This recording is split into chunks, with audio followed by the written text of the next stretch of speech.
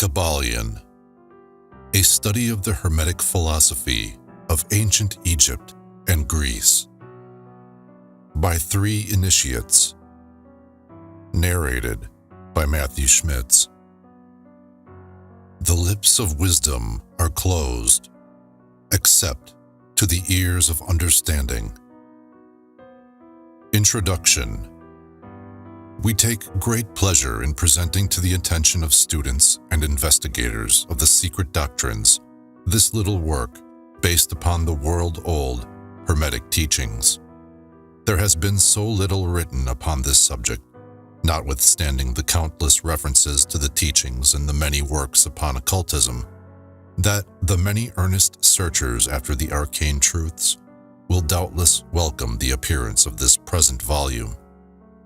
The purpose of this work is not the enunciation of any special philosophy or doctrine, but rather is to give to the students a statement of the truth that will serve to reconcile the many bits of occult knowledge that they may have acquired, but which are apparently opposed to each other and which often serve to discourage and disgust the beginner in the study.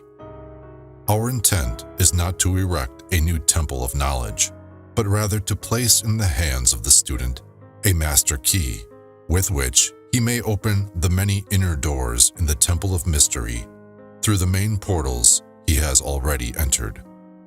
There is no portion of the occult teachings possessed by the world which have been so closely guarded as the fragments of the Hermetic teachings, which have come down to us over the tens of centuries which have elapsed since the lifetime of its great founder, Hermes Trismegistus, the scribe of the gods, who dwelt in old Egypt in the days when the present race of men was in its infancy, contemporary with Abraham, and, if the legends be true, an instructor of that venerable sage Hermes was, and is, the great central sun of occultism, whose rays have served to illumine the countless teachings which have been promulgated since his time. All the fundamental and basic teachings embedded in the esoteric teachings of every race may be traced back to Hermes. Even the most ancient teachings of India undoubtedly have their roots in the original Hermetic teachings. From the land of the Ganges, many advanced occultists wandered to the land of Egypt and sat at the feet of the master.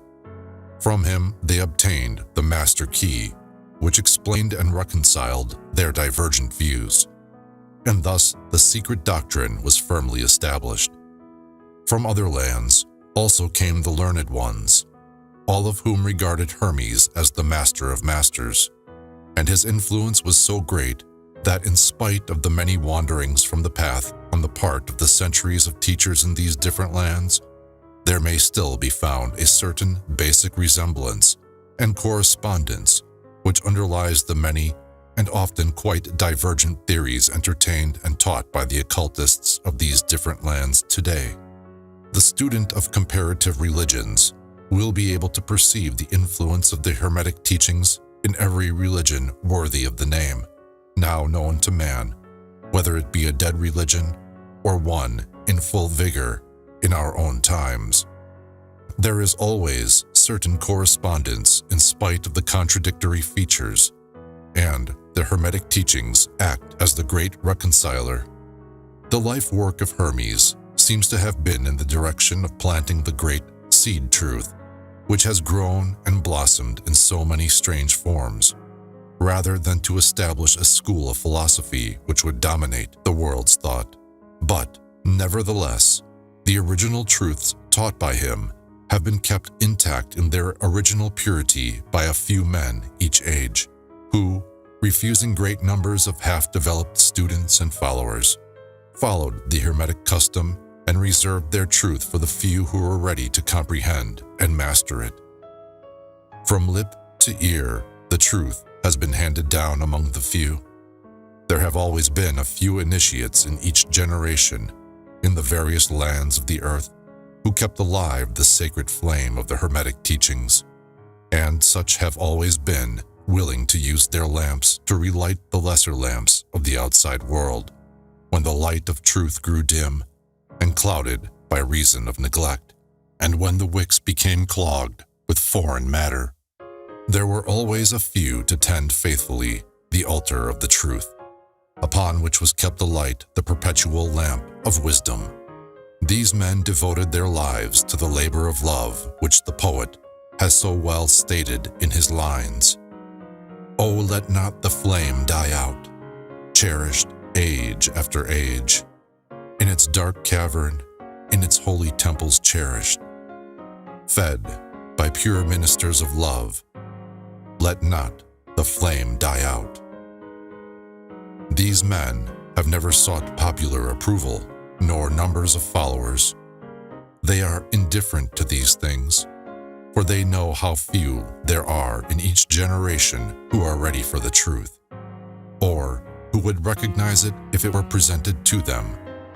They reserve the strong meat for men, while others furnish the milk for babes. They reserve their pearls of wisdom for the few elect, who recognize their value and who wear them in their crowns, instead of casting them before the materialistic, vulgar swine who would trample them in the mud and mix them with their disgusting mental food.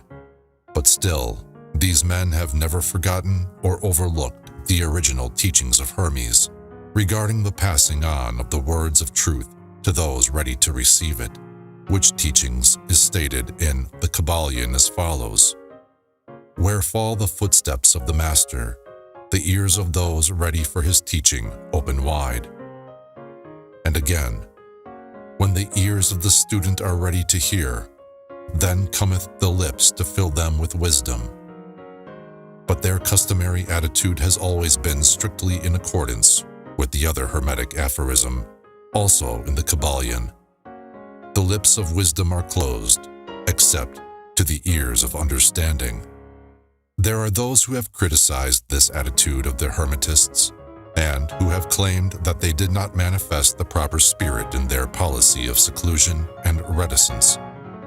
But a moment's glance back over the pages of history will show the wisdom of the masters, who knew the folly of attempting to teach to the world that which it was neither ready or willing to receive.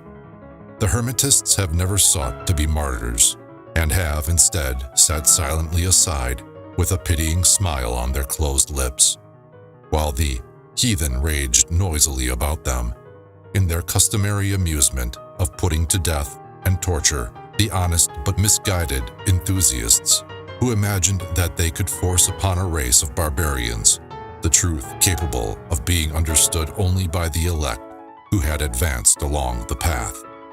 And the spirit of persecution has not as yet died out in the land. There are certain Hermetic teachings which, if publicly promulgated, would bring down upon the teachers a great cry of scorn and revilement from the multitude, who would again raise the cry of "Crucify, crucify." In this little work, we have endeavored to give you an idea of the fundamental teachings of the Kybalion, striving to give you the working principles, leaving you to apply them yourselves, rather than attempting to work out the teaching in detail. If you are a true student, you will be able to work out and apply these principles. If not, then you must develop yourself into one, for otherwise the Hermetic teachings will be as words, words, words to you. The Three Initiates. Chapter 1. The Hermetic Philosophy. The lips of wisdom are closed, except to the ears of understanding. The Kybalion. From old Egypt have come the fundamental esoteric and occult teachings, which have so strongly influenced the philosophies of all races, nations, and peoples for several thousand years. Egypt, the home of the pyramids and the Sphinx, was the birthplace of the hidden wisdom and mystic teachings. From her secret doctrine, all nations have borrowed. India, Persia, Chaldea, Media, China, Japan, Assyria, ancient Greece and Rome, and other ancient countries partook liberally at the feast of knowledge, which the Hierophants and masters of the land of Isis so freely provided for those who came prepared to partake of the great store of mystic and occult lore which the masterminds of that ancient land had gathered together. In ancient Egypt dwelt the great adepts and masters who have never been surpassed and who seldom have been equaled during the centuries that have taken their processional flight since the days of the great Hermes. In Egypt was located the great lodge of lodges of the mystics. At the doors of her temples entered the neophytes, who afterward, as hierophants, adepts, and masters, traveled to the four corners of the earth, carrying with them the precious knowledge which they were ready, anxious, and willing to pass on to those who were ready to receive the same. All students of the occult recognized the debt that they owe to these venerable masters of that ancient land. But among those great masters of ancient Egypt, there once dwelt one of whom masters hailed as the Master of Masters. This man, if man indeed he was, dwelt in Egypt in the earliest days. He was known as Hermes Trismegistus. He was the father of the occult wisdom, the founder of astrology, the discoverer of alchemy. The details of his life story are lost to history, owing to the lapse of the years, though several of the ancient countries disputed with each other in their claims to the honor of having furnished his birthplace, and this thousands of years ago. The date of his sojourn in Egypt, in that his last incarnation on this planet, is not now known, but it has been fixed at the early days of the oldest dynasties of Egypt, long before the days of Moses. The best authorities regard him as a contemporary of Abraham, and some of the Jewish traditions go so far as to claim that Abraham acquired a portion of his mystic knowledge from Hermes himself. As the years rolled by after his passing from this plane of life, tradition recording that he lived 300 years in the flesh, the Egyptians deified Hermes and made him one of their gods, under the name of Thoth. Years later, the people of ancient Greece also made him one of their many gods, calling him Hermes, the god of wisdom. The Egyptians revered his memory for many centuries, yes, tens of centuries, calling him the scribe of the gods, and bestowing upon him distinctively his ancient title, Trismegistus, which means the thrice great, the great great, the greatest great, etc. In all the ancient lands, the name of Hermes Trismegistus was revered, the name being synonymous with the fount of wisdom. Even to this day, we use the term hermetic in the sense of secret, sealed so that nothing can escape, etc. And this by reason of the fact that the followers of Hermes always observed the principle of secrecy in their teachings.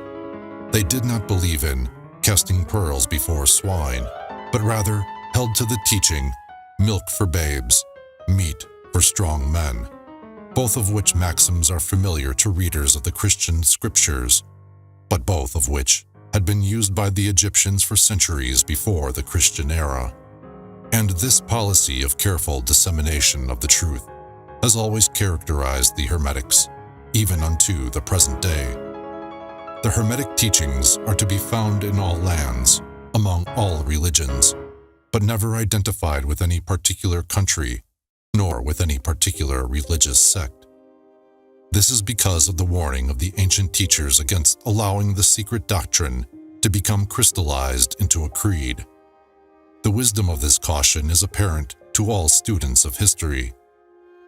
The ancient occultism of India and Persia degenerated and was largely lost, owing to the fact that the teachers became priests, and so mixed theology with the philosophy, the result being that the occultism of India and Persia has been gradually lost amidst the mass of religious superstition, cults, creeds, and gods.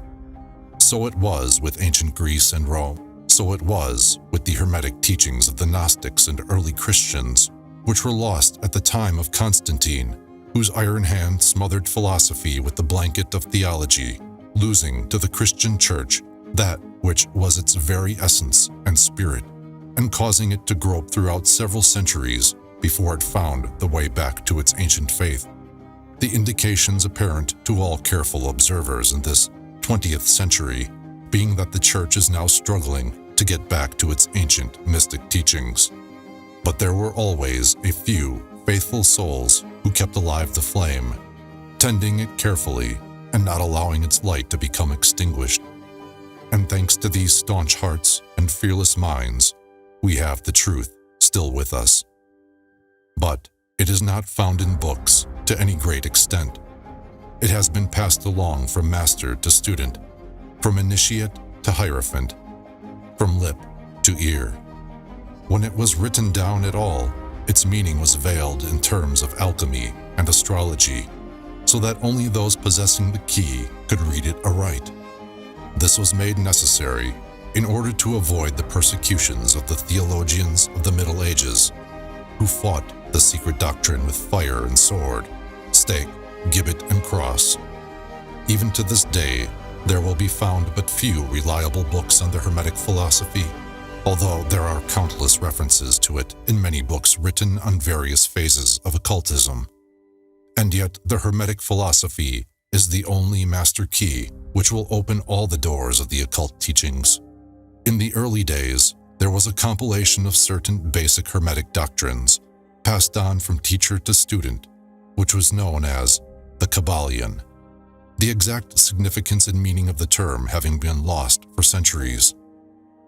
This teaching, however, is known to many to whom it has descended, from mouth to ear, on and on throughout the centuries.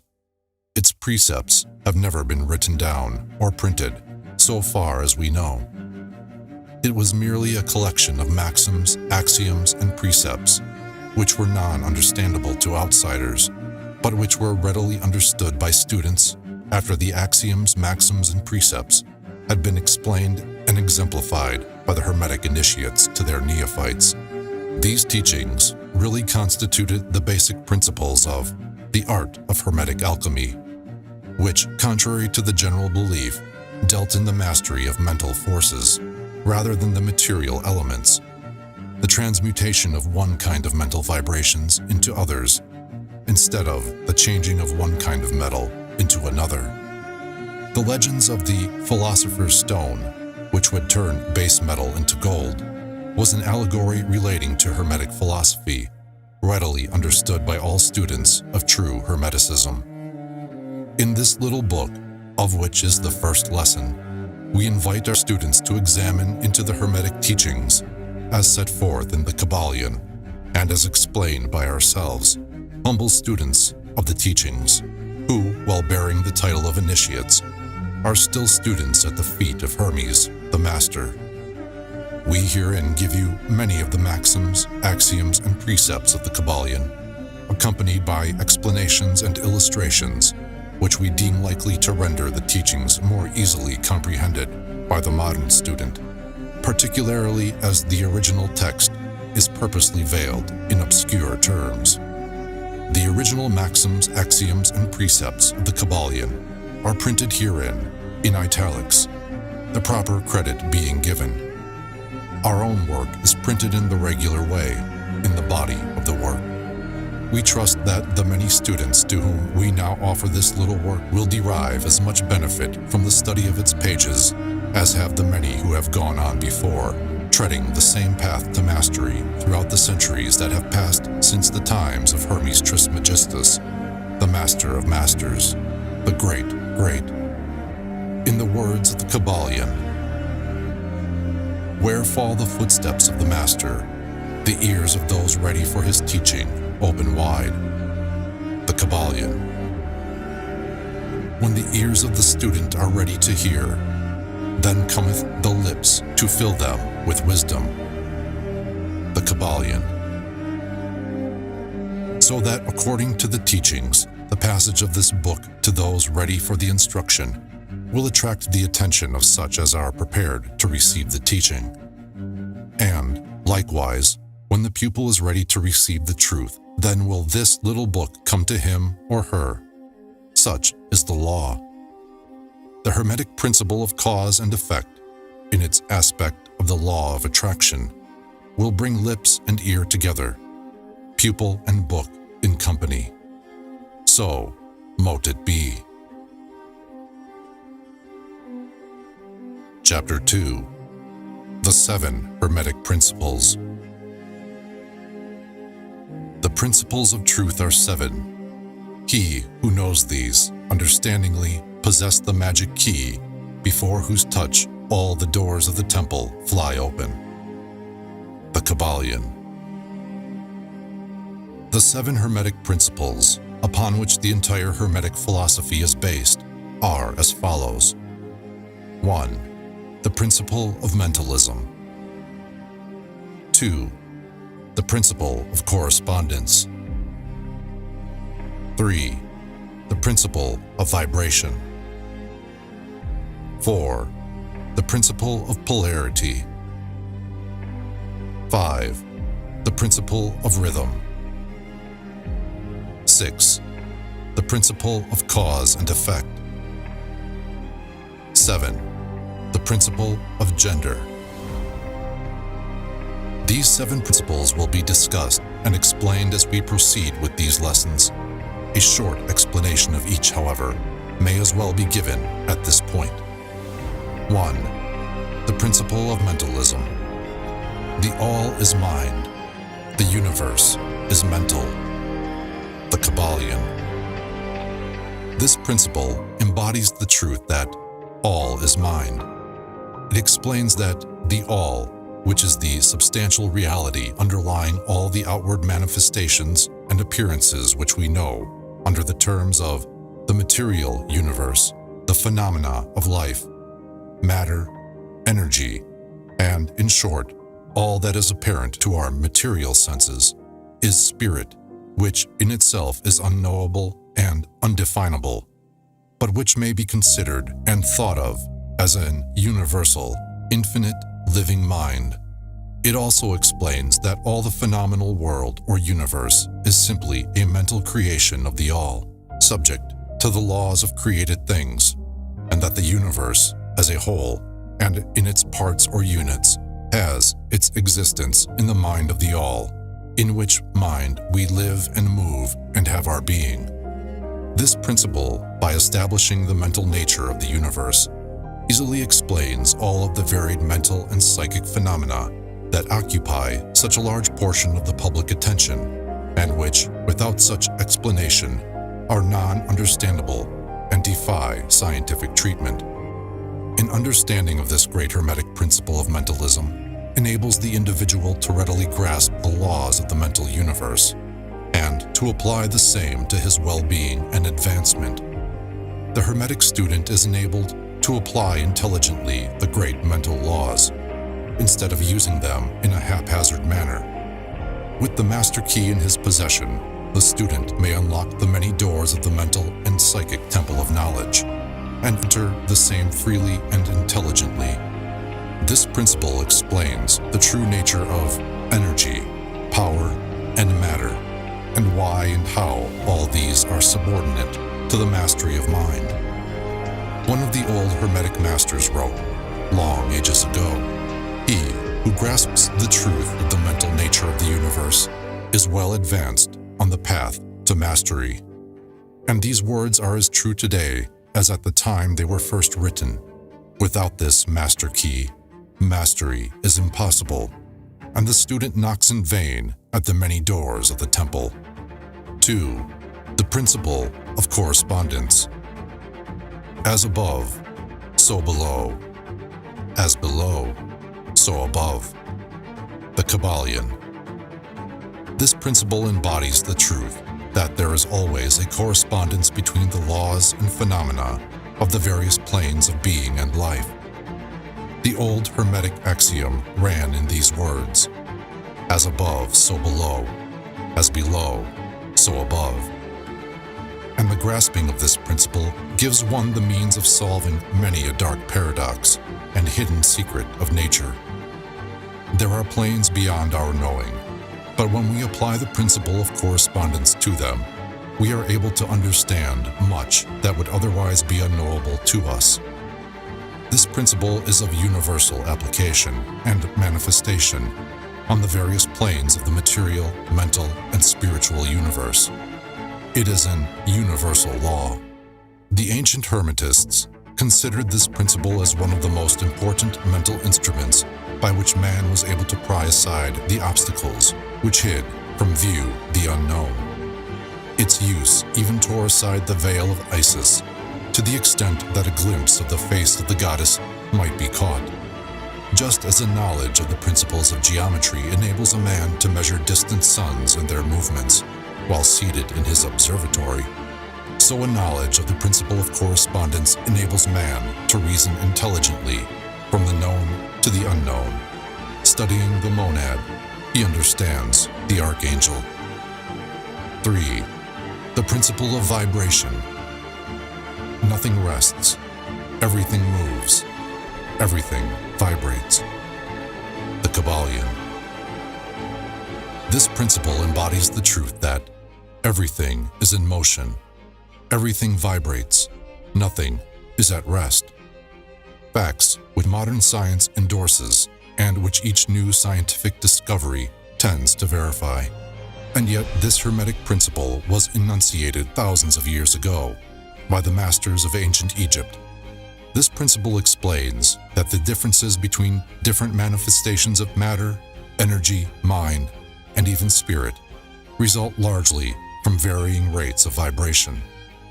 From the all, which is pure spirit, down to the grossest form of matter, all is in vibration. The higher the vibration, the higher the position in the scale. The vibration of spirit is at such an infinite rate of intensity and rapidity that it is practically at rest, just as a rapidly moving wheel seems to be motionless. And at the other end of the scale, there are gross forms of matter whose vibrations are so low as to seem at rest. Between these poles, there are millions upon millions of varying degrees of vibration, from corpuscle and electron, atom and molecule, to worlds and universes. Everything is in vibratory motion. This is also true on the planes of energy and force, which are but varying degrees of vibration, and also on the mental planes, whose states depend upon vibrations, and even onto the spiritual planes. An understanding of this principle with the appropriate formulas enables Hermetic students to control their own mental vibrations as well as those of others. The masters also apply this principle to the conquering of natural phenomena in various ways. He who understands the principle of vibration has grasped the scepter of power, says one of the old writers. 4. The principle of polarity. Everything is dual. Everything has poles. Everything has its pair of opposites. Like and unlike are the same. Opposites are identical in nature, but different in degree. Extremes meet. All truths are but half-truths. All paradoxes may be reconciled. The Kybalion. This principle embodies the truth that everything is dual. Everything has two poles. Everything has its pair of opposites, all of which were old Hermetic axioms. It explains the old paradoxes that have perplexed so many, which have been stated as follows. Thesis and antithesis are identical in nature, but different in degree. Opposites are the same, differing only in degree. The pairs of opposites may be reconciled. Extremes meet. Everything is and isn't at the same time. All truths are but half-truths. Every truth is half-false. There are two sides to everything, etc., etc., etc. It explains that in everything there are two poles or opposite aspects, and that opposites are really only the two extremes of the same thing, with many varying degrees between them. To illustrate, heat and cold, although opposites, are really the same thing, the differences consisting merely of degrees of the same thing. Look at your thermometer and see if you can discover where heat terminates and cold begins. There is no such thing as absolute heat or absolute cold. The two terms, heat and cold, simply indicate varying degrees of the same thing, and that same thing, which manifests as heat and cold, is merely a form, variety, and rate of vibration. So, heat and cold are simply the two poles of that which we call heat, and the phenomena attendant thereupon are manifestations of the principle of polarity.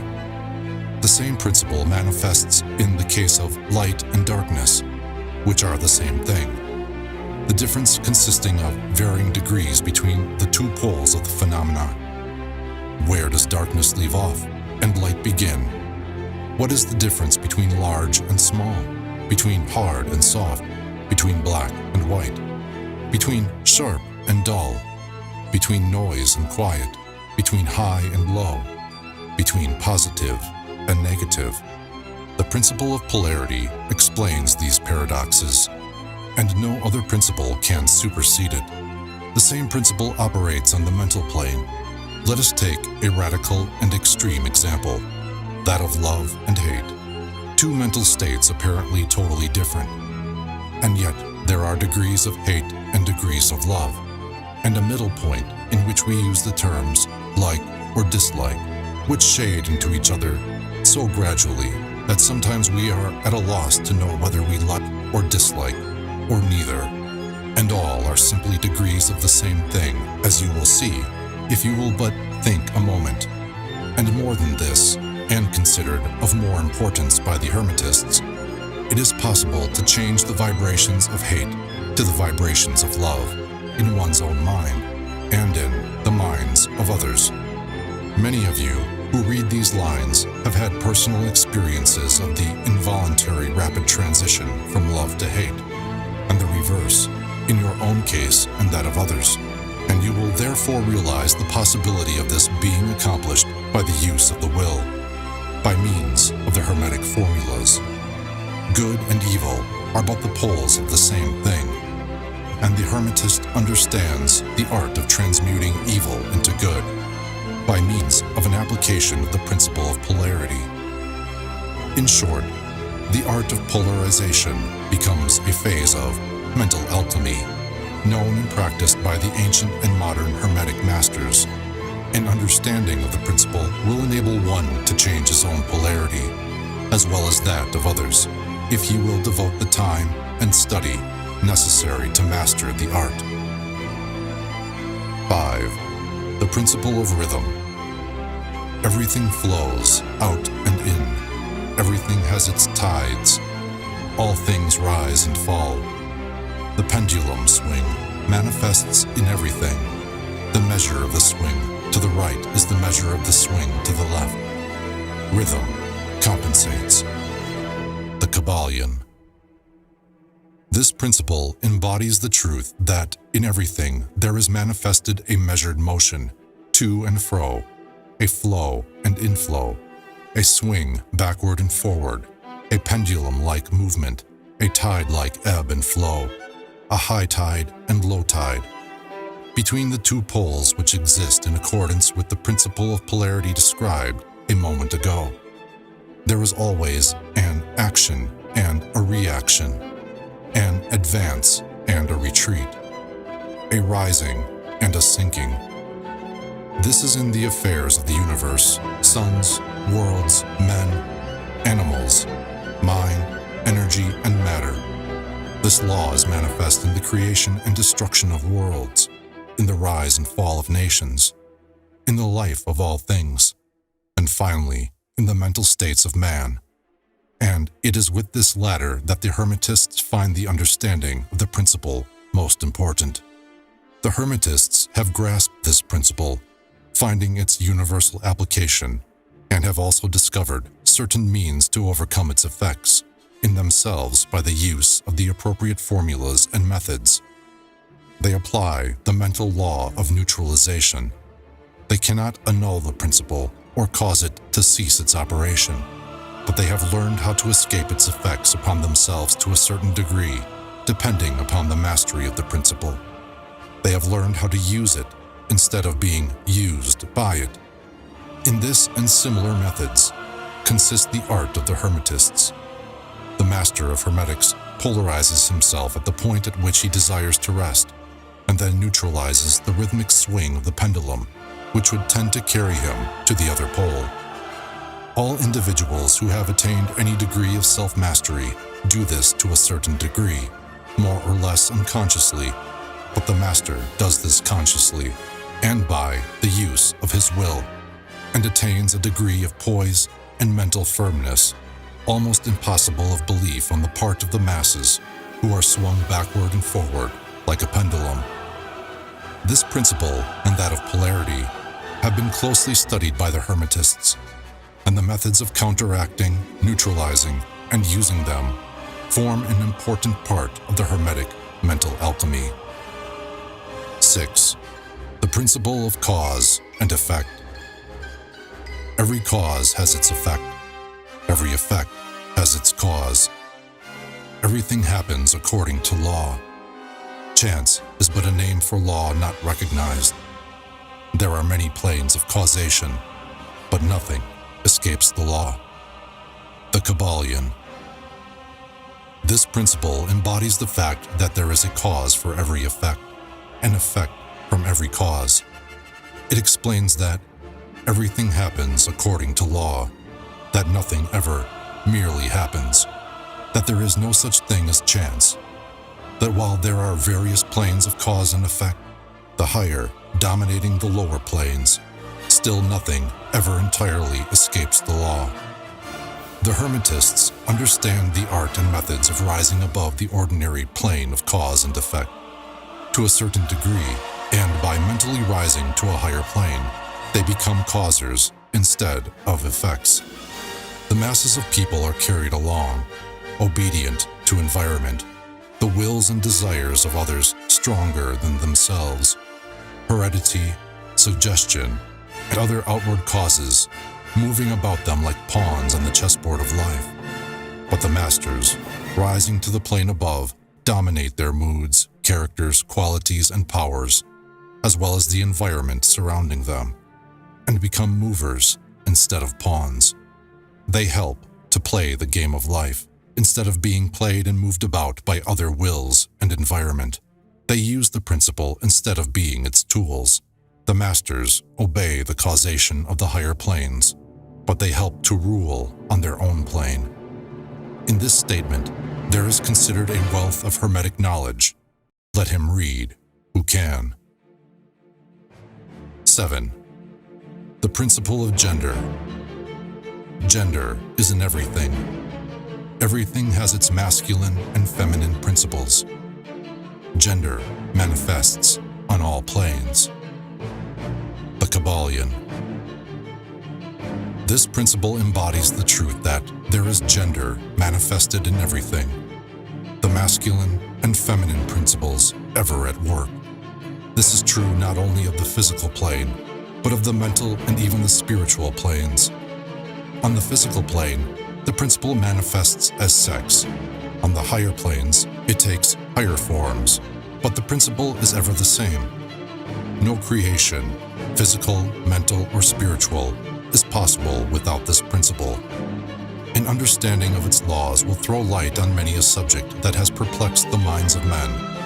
The principle of gender works ever in the direction of generation, regeneration, and creation. Everything and every person contains the two elements or principles, or this great principle, within it, him or her. Every male thing has the female element also. Every female contains also the male principle.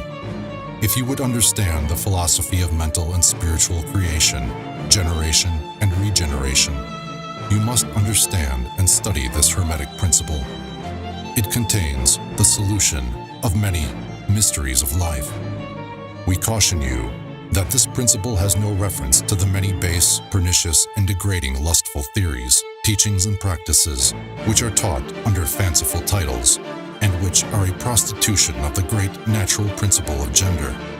Such base revivals of the ancient infamous forms of phallicism tend to ruin mind, body, and soul, and the Hermetic philosophy has ever sounded the warning note against these degraded teachings, which tend towards lust, licentiousness, and perversion of nature's principles.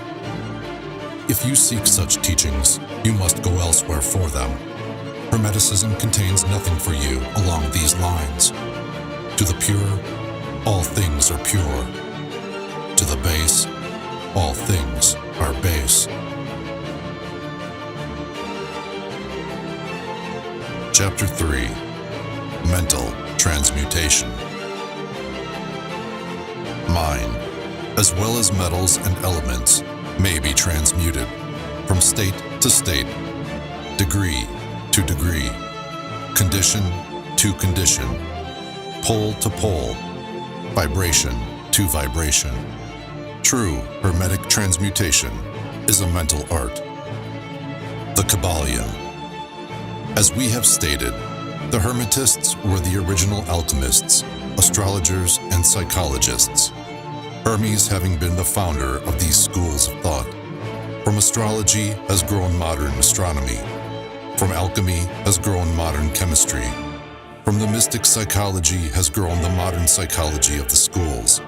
But it must not be supposed that the ancients were ignorant of that which the modern schools suppose to be their exclusive and special property.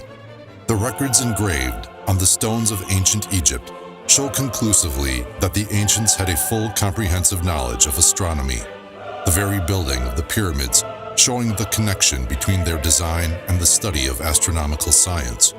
Nor were they ignorant of chemistry, for the fragments of the ancient writings show that they were acquainted with the chemical properties of things. In fact, the ancient theories regarding physics are being slowly verified by the latest discoveries of modern science, notably those relating to the constitution of matter.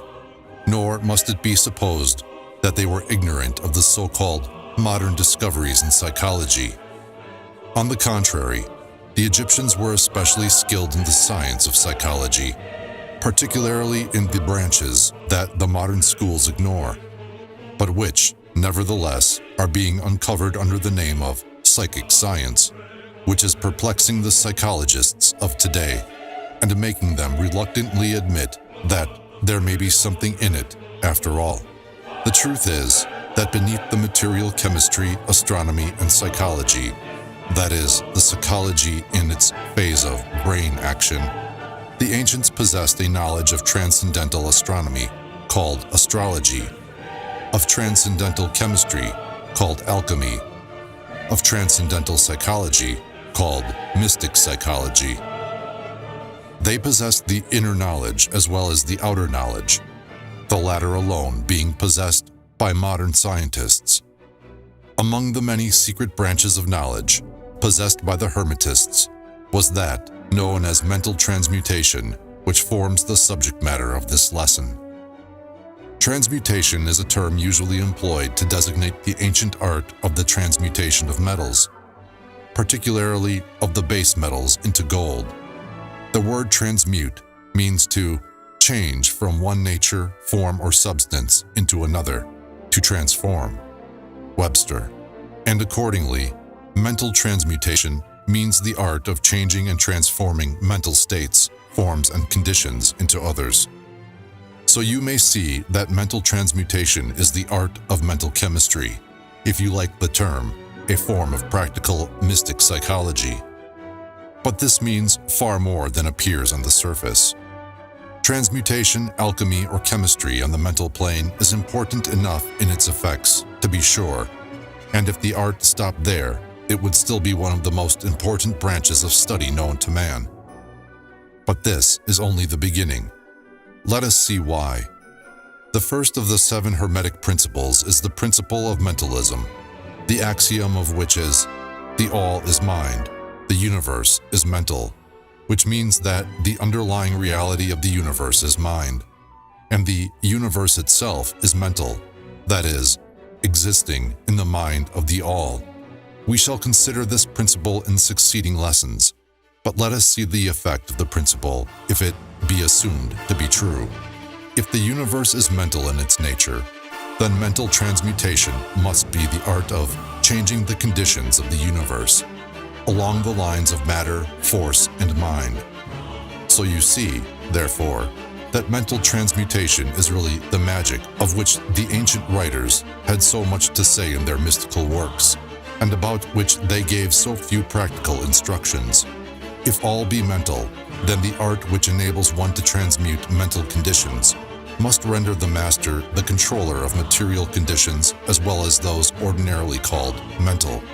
As a matter of fact, none but advanced mental alchemists have been able to attain the degree of power necessary to control the grosser physical conditions, such as the control of the elements of nature, the production or cessation of tempests, the production and cessation of earthquakes and other great physical phenomena. But that such men have existed and do exist today is a matter of earnest belief to all advanced occultists of all schools. That the masters exist and have these powers, the best teachers assure their students, having had experiences which justify them in such belief and statements. These masters do not make public exhibitions of their powers, but seek seclusion from the crowds of men in order to better their work along the path of attainment. We mention their existence at this point merely to call your attention to the fact that their power is entirely mental and operates along the lines of the higher mental transmutation under the Hermetic principle of mentalism. The universe is mental. The Kybalion.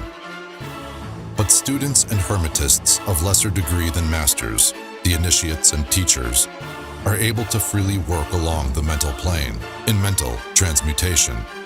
In fact, all that we call psychic phenomena, mental influence, mental science, new thought phenomena, etc., operates along the same general lines. For there is but one principle involved, no matter by what name the phenomena be called. The student and practitioner of mental transmutation works among the mental plane, transmuting mental conditions, states, etc., into others, according to various formulas, more or less efficacious. The various treatments, affirmations, denials, etc., of the schools of mental science are but formulas, often quite imperfect and unscientific, of the Hermetic art. The majority of modern practitioners are quite ignorant compared to the ancient masters, for they lack the fundamental knowledge upon which the work is based. Not only may the mental states, etc., of oneself be changed or transmuted by Hermetic methods, but also the states of others may be, and are, constantly transmuted in the same way, usually unconsciously, but often consciously by some understanding the laws and principles, in cases where the people affected are not informed of the principles of self-protection. And more than this, as many students and practitioners of modern mental science know, every material condition depending upon the minds of other people may be changed or transmuted in accordance with the earnest desire, will, and treatments of persons desiring changed conditions of life. The public are so generally informed regarding these things at present that we do not deem it necessary to mention the same at length, our purpose at this point being merely to show the Hermetic principle and art underlying all of these various forms of practice, good and evil, for the force can be used in opposite directions according to the Hermetic principles of polarity. In this little book, we shall state the basic principles of mental transmutation, that all who read may grasp the underlying principles and thus possess the master key that will unlock the many doors of the principle of polarity.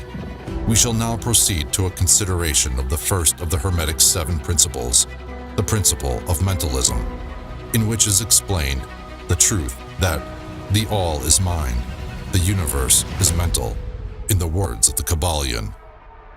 We ask the close attention and careful study of this great principle on the part of our students, for it is really the basic principle of the whole Hermetic philosophy and of the Hermetic art of mental transmutation. Chapter 4. The All. Under and back of the universe of time, space, and change, is ever to be found the substantial reality, the fundamental truth, the Kybalion. Substance means that which underlies all outward manifestations, the essence, the essential reality, the thing in itself, etc. Substantial means actually existing, being the essential element, being real, etc. Reality means the state of being real, true, enduring, valid, fixed, permanent, actual, etc.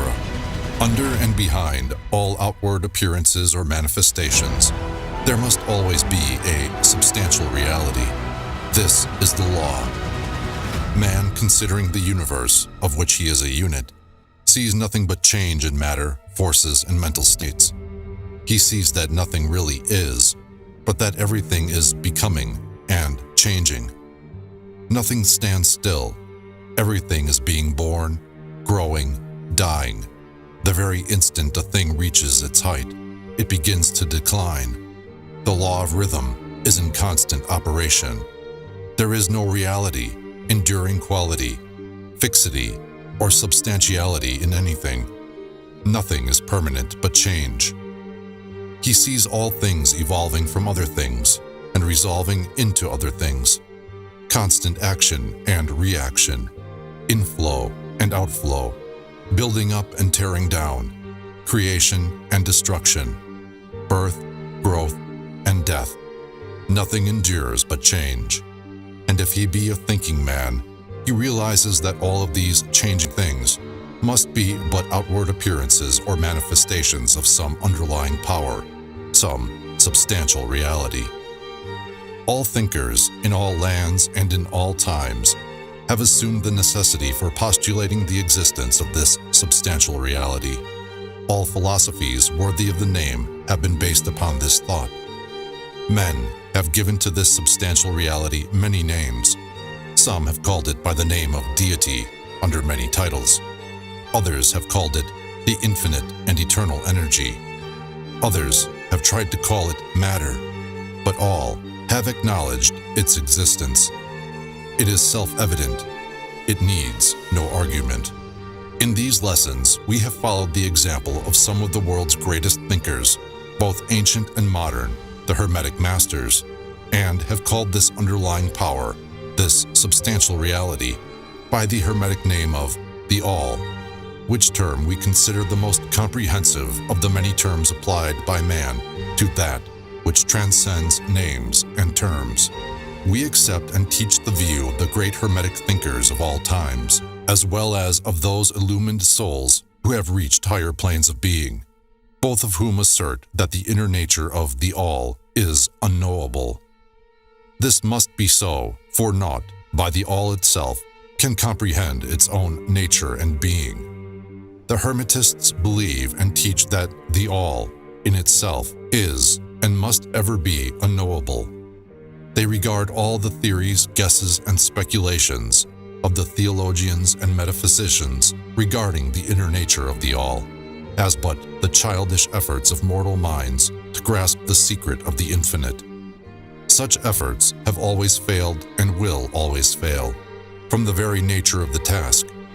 One pursuing such inquiries travels around and around in the labyrinth of thought until he is lost to all sane reasoning, action, or conduct, and is utterly unfitted for the work of life. He is like the squirrel which frantically runs around and around the circling treadmill wheel of his cage, traveling ever and yet reaching nowhere. At the end, a prisoner still, and standing just where he started. And still more presumptuous are those who attempt to ascribe to the All the personality, qualities, properties, characteristics, and attributes of themselves, ascribing to the All the human emotions, feelings, and characteristics, even down to the pettiest qualities of mankind, such as jealousy, susceptibility to flattery and praise, desire for offerings and worship, and all the other survivals from the days of the childhood of the race. Such ideas are not worthy of grown men and women, and are rapidly being discarded. At this point, It may be proper for me to state that we make a distinction between religion and theology, between philosophy and metaphysics. Religion, to us, means that intuitional realization of the existence of the all and one's relationship to it, while theology means the attempts of men to ascribe personality, qualities, and characteristics to it, their theories regarding its affairs, will, desires, plans, and designs, and their assumption of the office of middlemen between the all and the people. Philosophy, to us, means the inquiry after knowledge of things knowable and thinkable, while metaphysics means the attempt to carry the inquiry over and beyond the boundaries into regions unknowable and unthinkable, and with the same tendency as that of theology. And consequently, both religion and philosophy mean to us things having roots in reality, while theology and metaphysics seem like broken reeds, rooted in the quicksands of ignorance and affording naught but the most insecure support for the mind or soul of man. We do not insist upon our students accepting these definitions. We mention them merely to show our position. At any rate, you shall hear very little about theology and metaphysics in these lessons. But while the essential nature of the all is unknowable, there are certain truths connected with its existence which the human mind finds itself compelled to accept.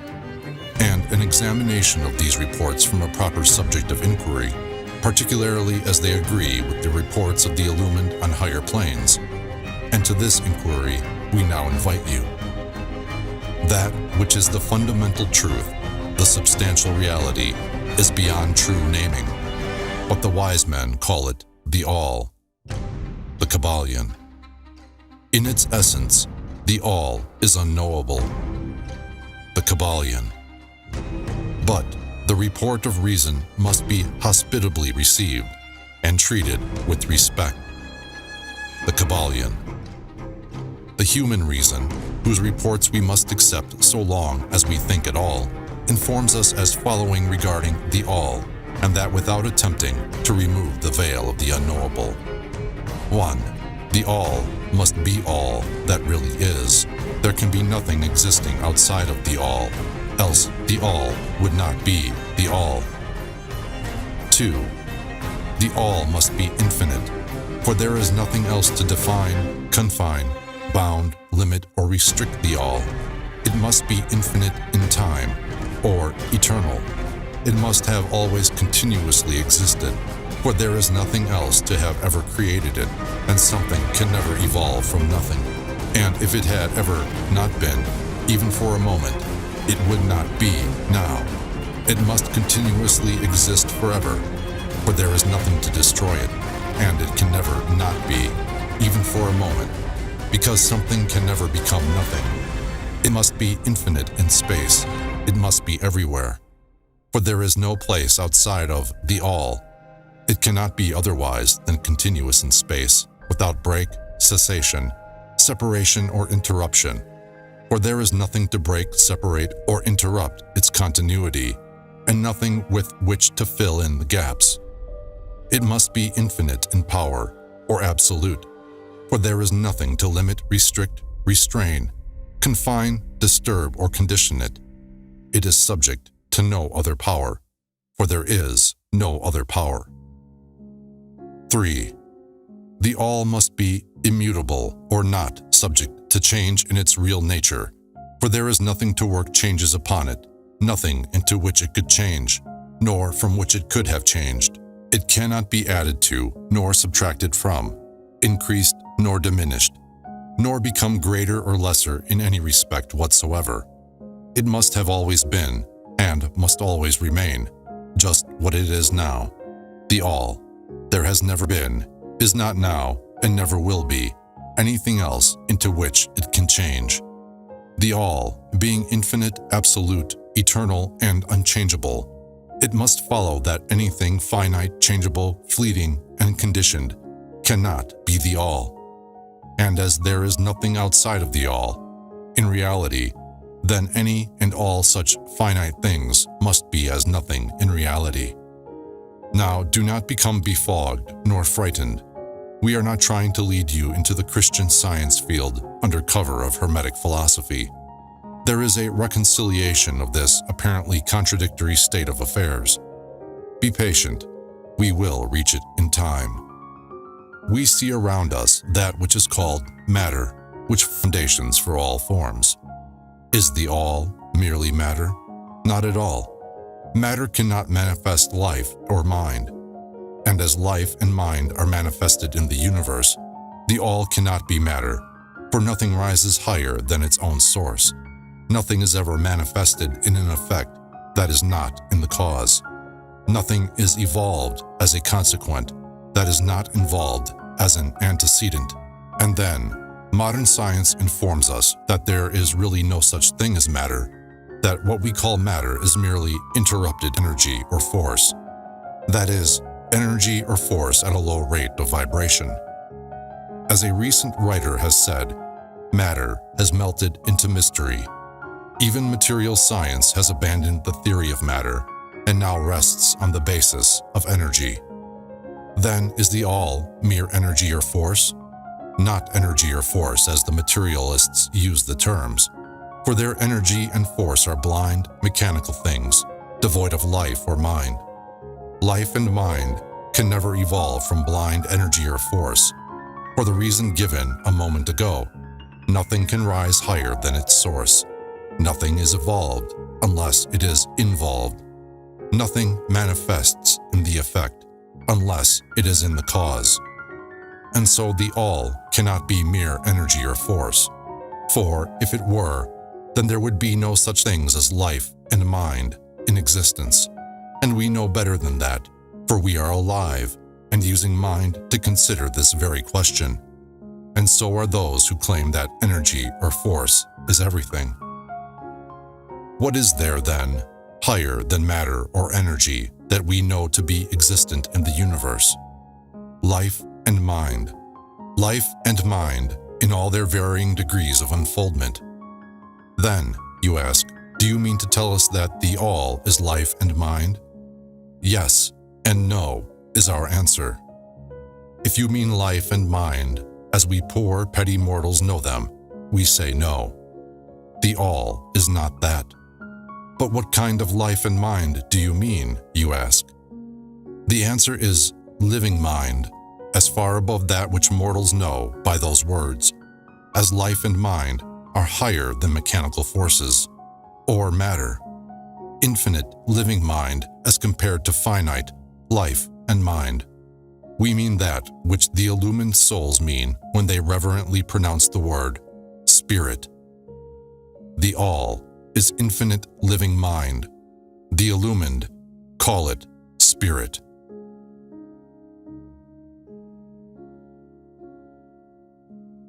Chapter 5. The Mental Universe. The universe is mental, held in the mind of the all. The Kybalion. The all is spirit. But what is spirit? This question cannot be answered for the reason that its definition is practically that of the all, which cannot be explained or defined. Spirit is simply a name that men give to the highest conception of infinite living mind. It means the real essence. It means living mind, as much superior to life and mind as we know them, as the latter are superior to mechanical energy and matter. Spirit transcends our understanding, and we use the term merely that we may think or speak of the all. For the purposes of thought and understanding, we are justified in thinking of spirit as infinite living mind, at the same time acknowledging that we cannot fully understand it. We must either do this or stop thinking of the matter at all. Let us now proceed to a consideration of the nature of the universe, as a whole and in its parts. What is the universe? We have seen that there can be nothing outside of the all. Then is the universe the all? No, this cannot be because the universe seems to be made up of many and is constantly changing, and in other ways it does not measure up to the ideas that we are compelled to accept regarding the all, as stated in our last lesson. Then if the universe be not the all, then it must be nothing. Such is the inevitable conclusion of the mind at first thought. But this will not satisfy the question, for we are sensible of the existence of the universe. Then if the universe is neither the all nor nothing, what can it be? Let us examine this question. If the universe exists at all, or seems to exist, it must proceed in some way from the all. It must be a creation of the all. But as something can never come from nothing, from what could the all have created it? Some philosophers have answered this question by saying that the all created the universe from itself, that is, from the being and substance of the all. But this will not do, for the all cannot be subtracted from nor divided, as we have seen. And then again, if this be so, would not each particle in the universe be aware of its being the all? The all could not lose its knowledge of itself, nor actually become an atom, or blind force, or lowly living thing. Some men, indeed, realizing that the all is indeed all, and also recognizing that they, the men, existed, have jumped to the conclusion that they and the all were identical, and they have filled the air with shouts of, "I am God," to the amusement of the multitude and the sorrow of sages. The claim of the corpuscle that "I am man" would be modest in comparison. But what indeed is the universe if it be not the all, not yet created by the all having separated itself into fragments? What else can it be? Of what else can it be made? This is the great question. Let us examine it carefully.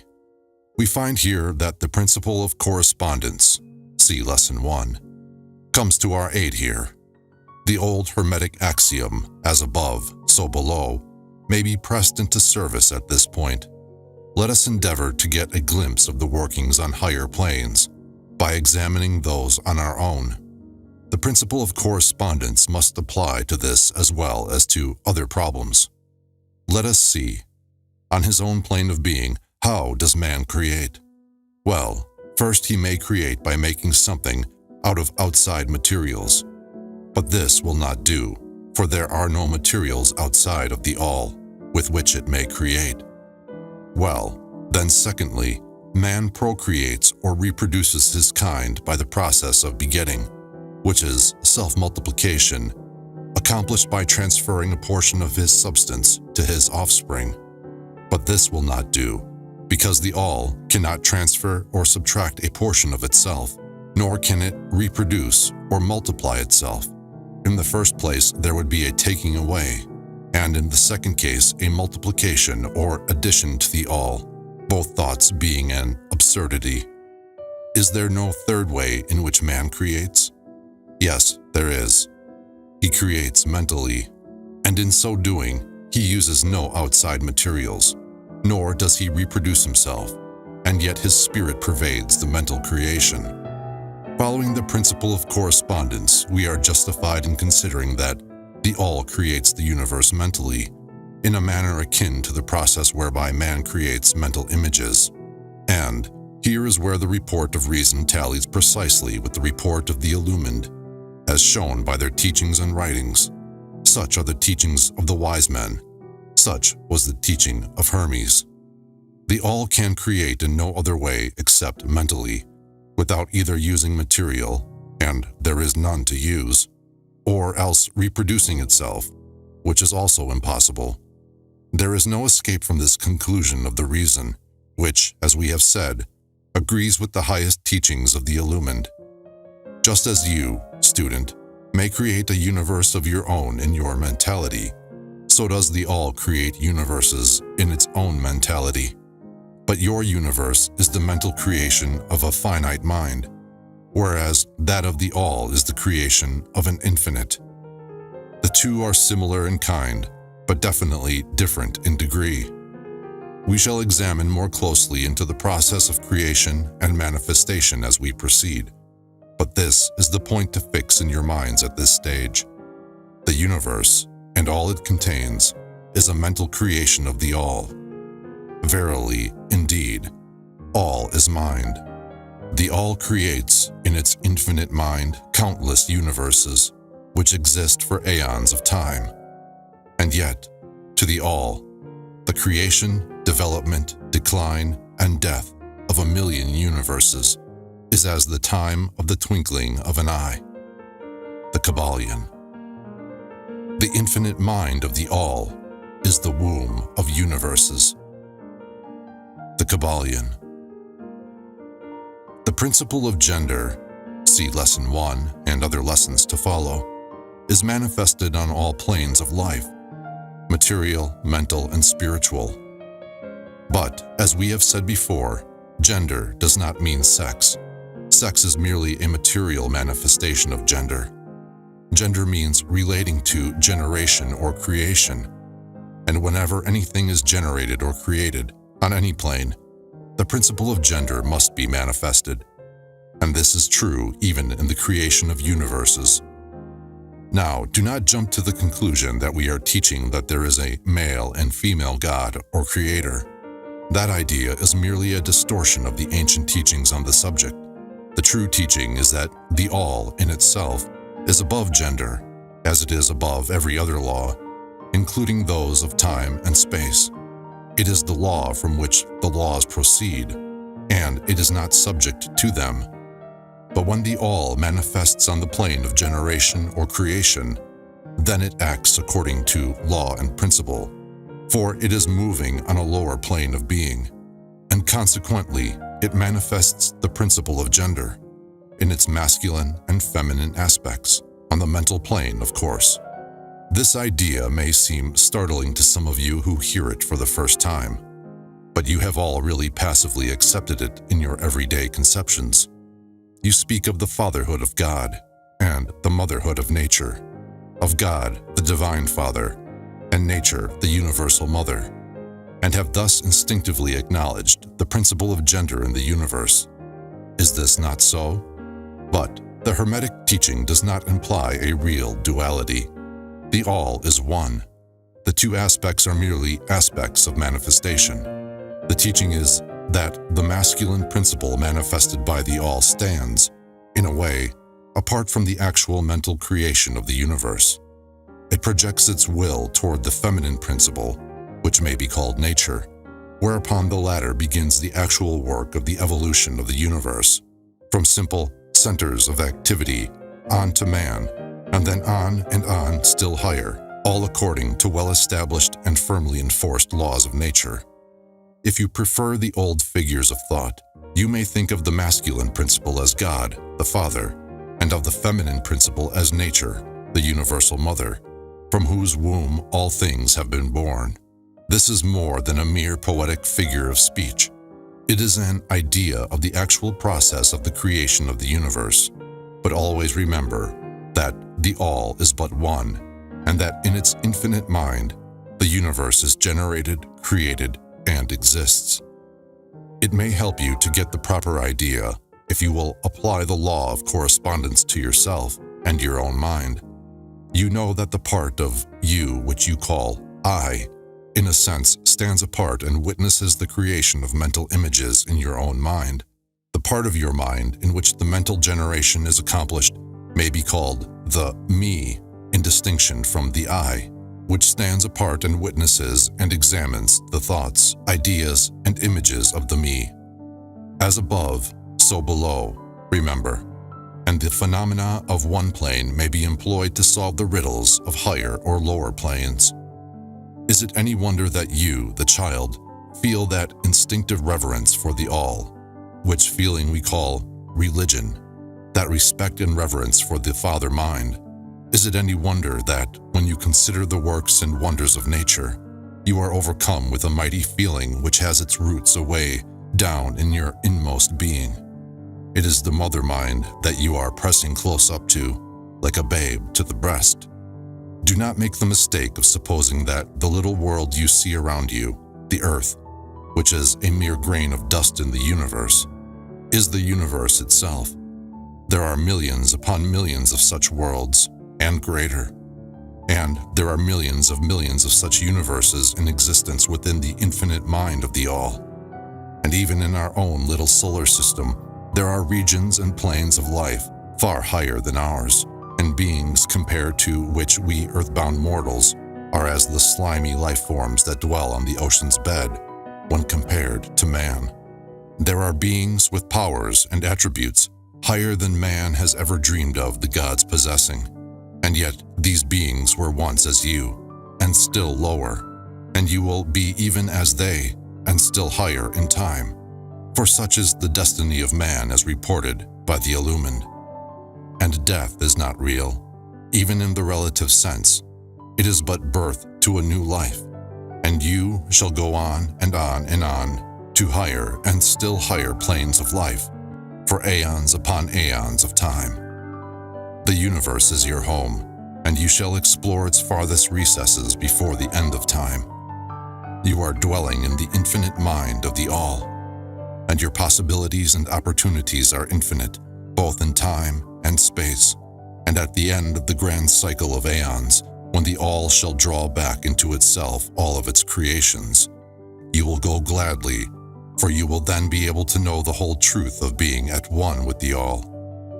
Such is the report of the illumined, those who have advanced well along the path, and, in the meantime, rest calm and serene. You are safe and protected by the infinite power of the Father-Mother Mind. Within the Father-Mother Mind, mortal children are at home. The Kybalion. There is not one who is fatherless nor motherless in the universe. The Kybalion.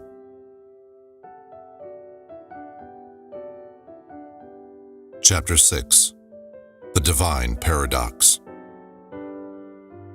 The half-wise, recognizing the comparative unreality of the universe, imagine that they may defy its laws. Such are vain and presumptuous fools, and they are broken against the rocks and torn asunder by the elements by reason of their folly. The truly wise, knowing the nature of the universe, use law against laws, the higher against the lower, and by the art of alchemy, transmute that which is undesirable into that which is worthy, and thus triumph. Mastery consists not in abnormal dreams, visions, and fantastic imaginings or living, but in using the higher forces against the lower, escaping the pains of the lower planes by vibrating on the higher. Transmutation, not presumptuous denial, is the weapon of the master. The Kybalion.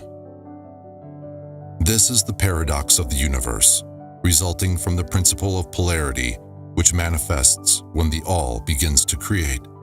Hearken to it, for it points the difference between half-wisdom and wisdom, while to the infinite All, the universe, its laws, its powers, its life, its phenomena, are as things witnessed in the state of meditation or dream.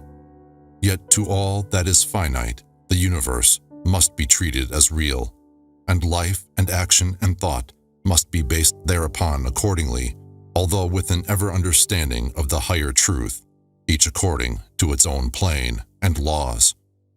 Were the All to imagine that the universe were indeed reality, then woe to the universe, for there would be no escape from lower to higher. Divineward, then, would the universe become a fixity and progress would become impossible. And if man, owing to half-wisdom, acts and lives and thinks of the universe as merely a dream, akin to his own finite dreams, then indeed does it so become for him, and like a sleepwalker, he stumbles ever around and around in a circle, making no progress and being forced into an awakening, at last by his falling, bruised and bleeding over the natural laws which he ignored. Keep your mind ever on the star, but let your eyes watch over your footsteps, lest you fall into the mire by reason of your upward gaze. Remember the divine paradox, that, while the universe is not, still it is. Remember ever the two poles of truth, the absolute and the relative. Beware of half-truths. What Hermetists know as the law of paradox is an aspect of the principle of polarity. The Hermetic writings are filled with references to the appearance of the paradox in the consideration of the problems of life and being. The teachers are constantly warning their students against the error of omitting the other side of any question, and their warnings are particularly directed to the problems of the absolute and the relative, which perplex all students of philosophy, and which cause so many to think and act contrary to what is generally known as common sense. And we caution all students to be sure to grasp the divine paradox of the absolute and relative, lest they become entangled in the mire of the half-truth. With this in view, this particular lesson has been written. Read it carefully. The first thought that comes to the thinking man after he realizes the truth that the universe is a mental creation of the all is that the universe and all that it contains is a mere illusion, an unreality, against which idea his instincts revolt. But this, like all other great truths, must be considered both from the absolute and the relative points of view. From the absolute viewpoint, of course, the universe is in the nature of an illusion, a dream, a phantasmagoria, as compared to the all in itself. We recognize this even in our ordinary view, for we speak of the world as a fleeting show that comes and goes, is born and dies. For the element of impermanence and change, finiteness and unsubstantiality, must ever be connected with the idea of a created universe when it is contrasted with the idea of the all, no matter what may be our beliefs concerning the nature of both. Philosopher, metaphysician, scientist, and theologian all agree upon this idea, and the thought is found in all forms of philosophical thought and religious conceptions, as well as in the theories of the respective schools of metaphysics and theology. So, the Hermetic teachings do not preach the unsubstantiality of the universe in any stronger terms than those more familiar to you, although their presentation of the subject may seem somewhat more startling. Anything that has a beginning and an end must be, in a sense, unreal and untrue, and the universe comes under the rule in all schools of thought. From the absolute point of view, there is nothing real except the all, no matter what terms we may use in thinking of or discussing the subject. Whether the universe be created of matter, or whether it be a mental creation in the mind of the all, it is unsubstantial, non-enduring, a thing of time, space, and change. We want you to realize this fact thoroughly before you pass judgment on the Hermetic conception of the mental nature of the universe. Think over any and all of the other conceptions and see whether this be not true of them. But the absolute point of view shows merely one side of the picture. The other side is the relative one.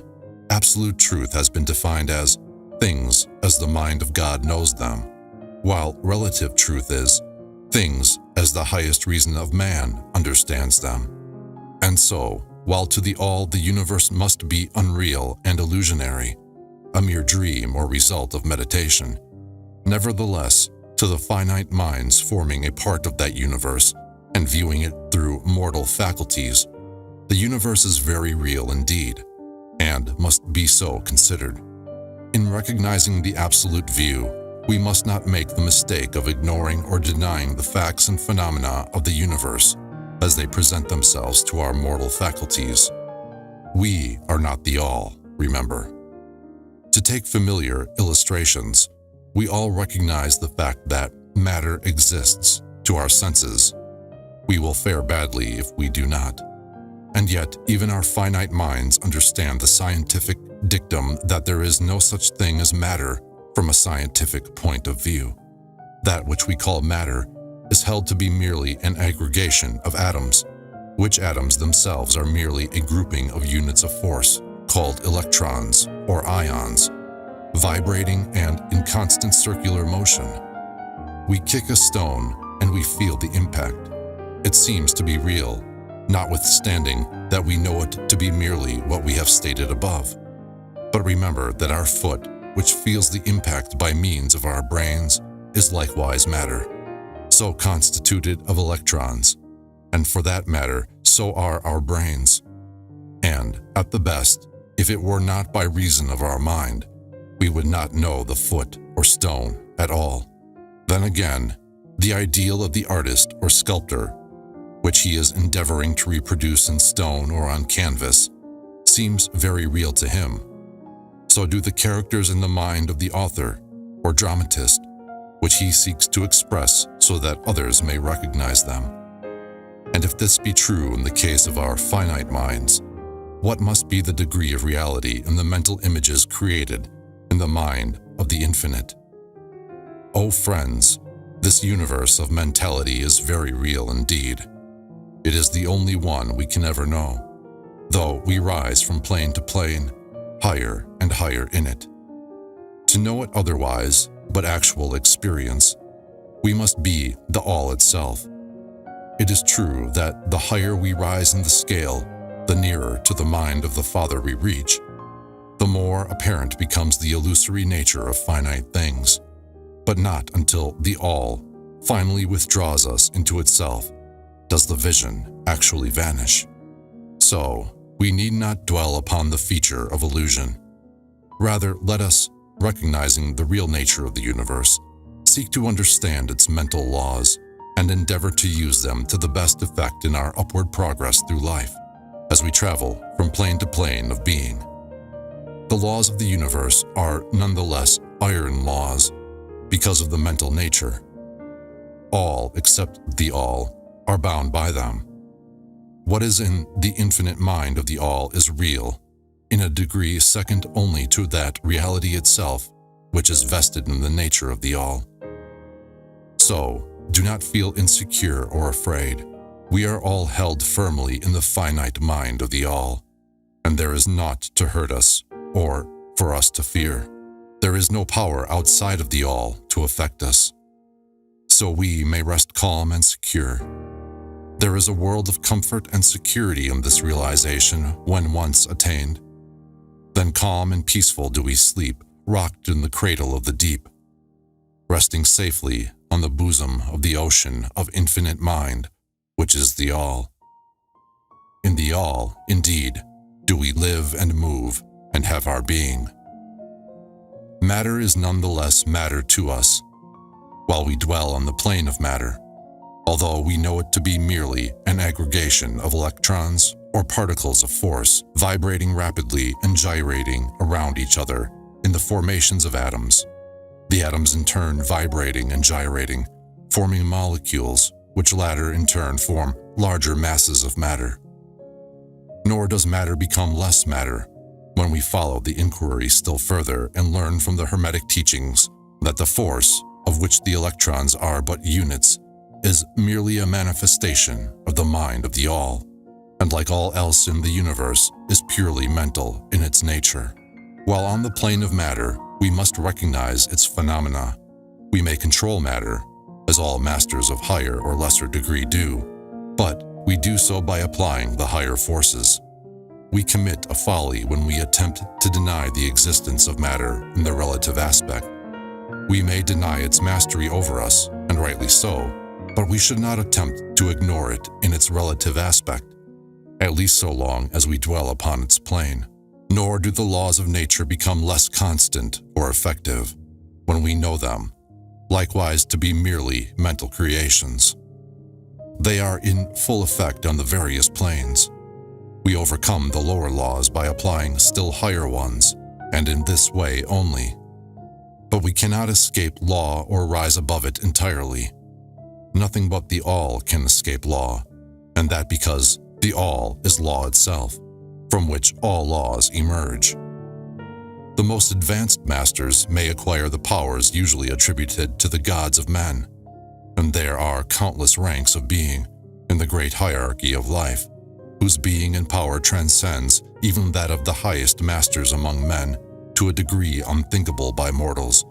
But even the highest master and the highest being must bow to the law and be as nothing in the eye of the all, so that if even these highest beings, whose powers exceed even those attributed by men to their gods, even if these are bound by and are subservient to law, then imagine the presumption of mortal men of our race and grade, when he dares to consider the laws of nature as unreal, visionary, and illusory, because he happens to be able to grasp the truth that the laws are mental in nature, and simply mental creations of the All.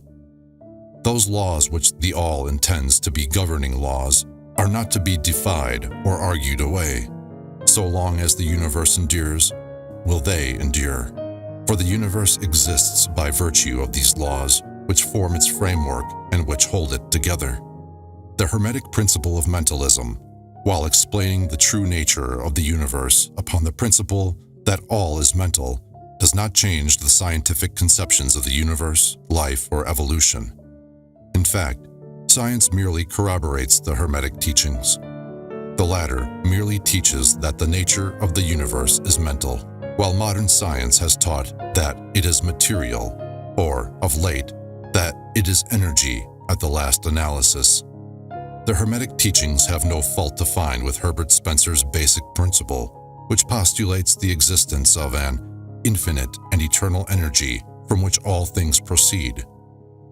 In fact, the Hermetics recognize in Spencer's philosophy the highest outside statement of the workings of the natural laws that have ever been promulgated, and they believe Spencer to have been a reincarnation of an ancient philosopher who dwelt in ancient Egypt thousands of years ago, and who later incarnated as Heraclitus, the Grecian philosopher who lived BC 500, and they regard his statement of the infinite and eternal energy as directly in the line of the Hermetic teachings, always with the addition of their own doctrine that his energy is the energy of the mind of the All.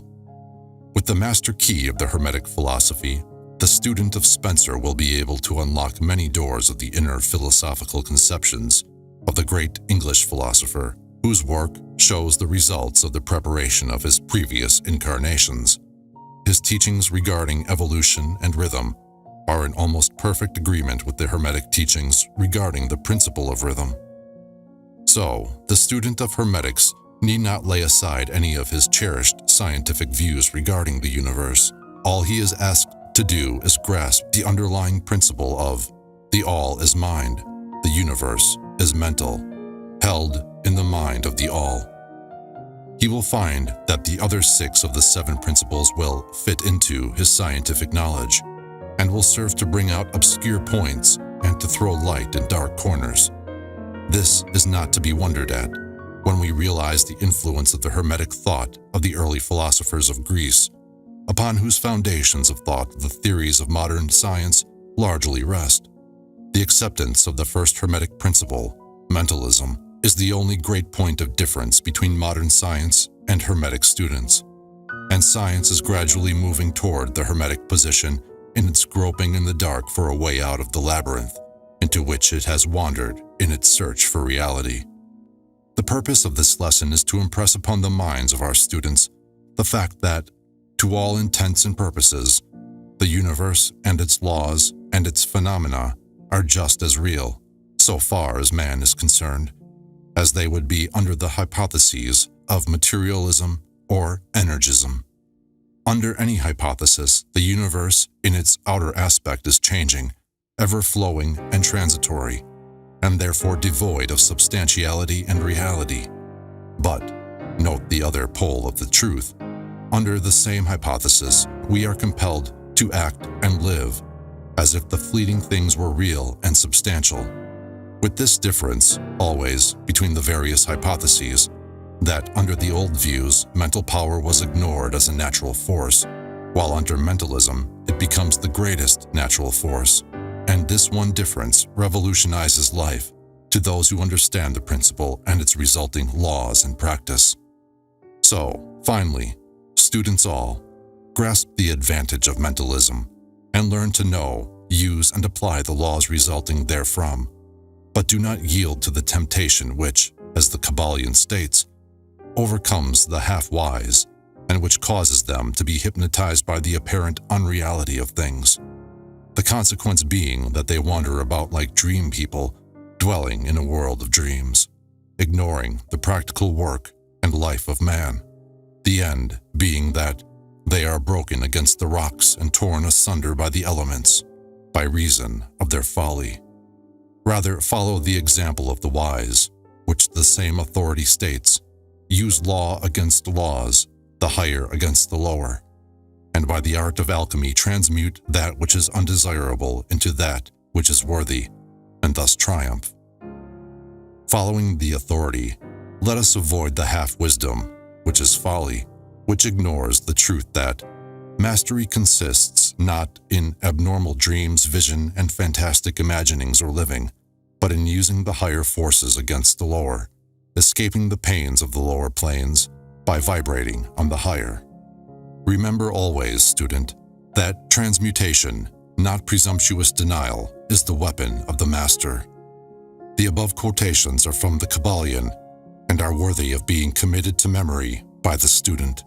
We do not live in a world of dreams, but in an universe which, while relative, is real so far as our lives and actions are concerned. Our business in the universe is not to deny its existence, but to live, using the laws to rise from lower to higher, living on, doing the best that we can under the circumstances arising each day, and living, so far as possible, to our biggest ideas and ideals. The true meaning of life is not known to men on this plane, if indeed to any, but the highest authorities and our own intuitions teach us that we will make no mistake in living up to the best that is in us, so far as is possible, and realizing the universal tendency in the same direction, in spite of apparent evidence to the contrary. We are all on the path, and the road leads ever upward, with frequent resting places. Read the message of the Kybalion and follow the example of the wise, avoiding the mistake of the half-wise, who perish by reason of their folly. Chapter 7. The All in All. While all is in the all, it is equally true that the all is in all. To him who truly understands this truth hath come great knowledge. The Kybalion. How often have the majority of people heard repeated the statement that their deity, called by many names, was all in all, and how little have they suspected the inner occult truth concealed by these carelessly uttered words. The commonly used expression is a survival of the ancient Hermetic maxim quoted above. As the Kybalion says, to him who truly understands this truth hath come great knowledge. And, this being so, let us seek this truth, the understanding of which means so much. In this statement of truth, this Hermetic maxim, is concealed one of the greatest philosophical, scientific, and religious truths. We have given you the Hermetic teaching regarding the mental nature of the universe, the truth that the universe is mental, held in the mind of the all. As the Kybalion says, in the passage quoted above, all is in the all. But note also the correlated statement that it is equally true that the all is in all. This apparently contradictory statement is reconcilable under the law of paradox. It is, moreover, an exact Hermetic statement of the relations existing between the all and its mental universe. We have seen how all is in the all. Now let us examine the other aspect of the subject. The Hermetic teachings are to the effect that the all is immanent in, remaining within, inherent, abiding within, its universe, and in every part, particle, unit, or combination within the universe. This statement is usually illustrated by the teachers by a reference to the principle of correspondence. The teacher instructs the student to form a mental image of something, a person, an idea, something having a mental form, the favorite example being that of the author or dramatist forming an idea of his characters, or a painter or sculptor forming an image of an ideal that he wishes to express by his art. In each case, the student will find that while the image has its existence and being solely within his own mind, yet he, the student, author, dramatist, painter, or sculptor, is, in a sense, immanent in, remaining within, or abiding within, the mental image also. In other words, the entire virtue, life, spirit, of reality in the mental image is derived from the immanent mind of the thinker. Consider this for a moment until the idea is grasped. To take a modern example, let us say that Othello, Iago, Hamlet, Lear, Richard III existed merely in the mind of Shakespeare at the time of their conception or creation. And yet, Shakespeare also existed within each of these characters, giving them their vitality, spirit, and action. Whose is the spirit of the characters that we know as Micawber, Oliver Twist, Uriah Heep? Is it Dickens? Or have each of these characters a personal spirit independent of their creator? Have the Venus of Medici, the Sistine Madonna, the Apollo Belvedere, spirits and reality of their own? Or do they represent the spiritual and mental power of their creators? The law of paradox explains that both propositions are true, viewed from the proper viewpoints. Micawber is both Micawber and yet Dickens. And again, while Micawber may be said to be Dickens, yet Dickens is not identical with Micawber. Man, like Micawber, may exclaim, "The spirit of my creator is inherent within me, and yet I am not he." How different this from the shocking half-truth so vociferously announced by certain of the half-wise, who fill the air with their raucous cries of, "I am God." Imagine poor Micawber or the sneaky Uriah Heep crying, "I am Dickens," or some of the lowly clods in one of Shakespeare's plays eloquently announcing that, "I am Shakespeare." The all is in the earthworm, and yet the earthworm is far from being the all. And still the wonder remains that though the earthworm exists merely as a lowly thing, created and having its being solely within the mind of the all, yet the all is immanent in the earthworm, and in the particles that go to make up the earthworm. Can there be any greater mystery than this of all in the all and the all in all? The student will, of course, realize that the illustrations given above are necessarily imperfect and inadequate, for they represent the creation of mental images in finite minds, while the universe is a creation of infinite mind, and the difference between the two poles separates them, and yet it is merely a matter of degree. The same principle is in operation. The principle of correspondence manifests in each, as above, so below, as below, so above. And in the degree that man realizes the existence of the indwelling spirit immanent within his being, so will he rise in the spiritual scale of life. This is what spiritual development means: the recognition, realization, and manifestation of the spirit within us. Try to remember this last definition, that of spiritual development.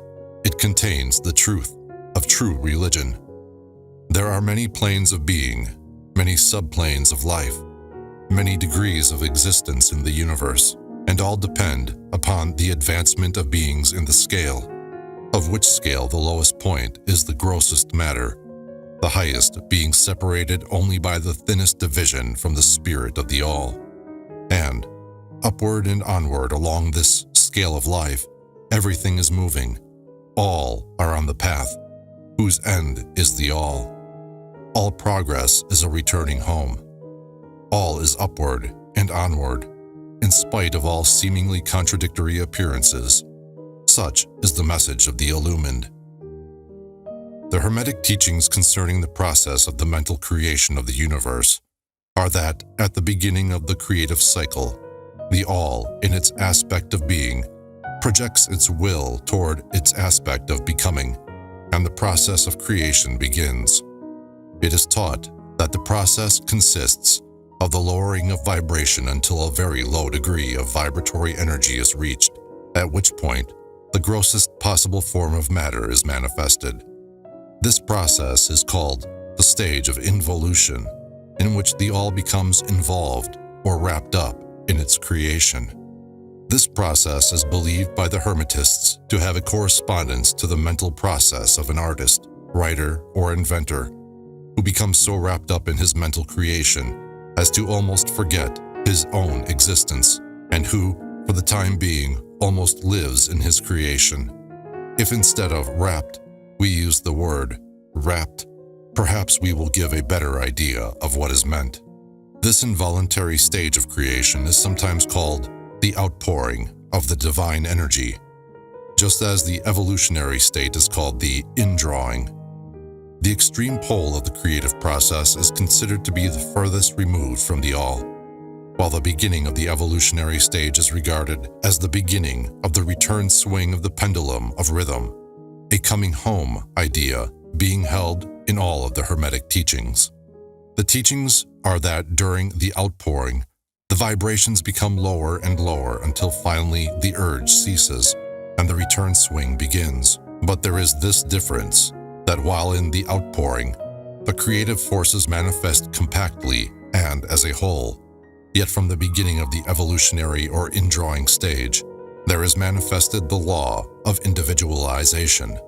That is, the tendency to separate into units of force, so that finally, that which left the all as unindividualized energy returns to its source as countless, highly developed units of life, having risen higher and higher in the scale by means of physical, mental, and spiritual evolution.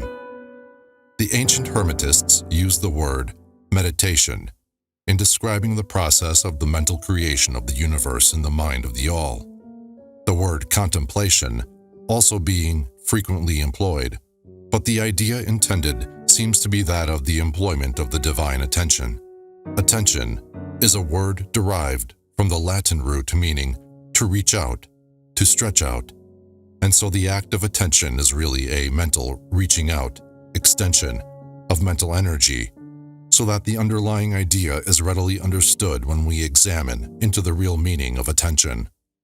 The Hermetic teachings regarding the process of evolution are that the all, having meditated upon the beginning of the creation, having thus established the material foundations of the universe, having thought it into existence, then gradually awakens or rouses from its meditation, and in so doing, starts into manifestation the process of evolution on the material, mental, and spiritual planes, successively and in order.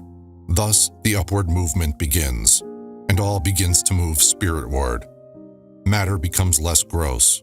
The units spring into being. The combinations begin to form. Life appears and manifests in higher and higher forms, and mind becomes more and more in evidence, the vibrations constantly becoming higher. In short, the entire process of evolution, in all of its phases, begins and proceeds according to the established laws of the indrawing process. All of this occupies aeons upon aeons of man's time, each aeon containing countless millions of years. But yet, the illumined inform us that the entire creation, including involution and evolution of an universe, is but as the twinkle of the eye to the all. At the end of countless cycles of aeons of time, the all withdraws its attention, its contemplation and meditation of the universe, for the great work is finished, and all is withdrawn into the all, from which it emerged. But mystery of mysteries, the spirit of each soul is not annihilated, but is infinitely expanded. The created and the Creator are merged. Such is the report of the illumined. The above illustration of the meditation and subsequent awakening from meditation of the all is of course but an attempt of the teachers to describe the infinite process by a finite example. And yet, as below, so above. The difference is merely in degree, and just as the all arouses itself from the meditation upon the universe, so does man, in time, cease from manifesting upon the material plane, and withdraws himself more and more into the indwelling spirit, which is indeed the divine ego. There is one more matter of which we desire to speak in this lesson, and that comes very near to an invasion of the metaphysical field of speculation, although our purpose is merely to show the futility of such speculation. We allude to the question which inevitably comes to the mind of all thinkers who have ventured to seek the truth. The question is, why does the All create universes? The question may be asked in different forms, but the above is the gist of the inquiry. Men have striven hard to answer this question, but still there is no answer worthy of the name.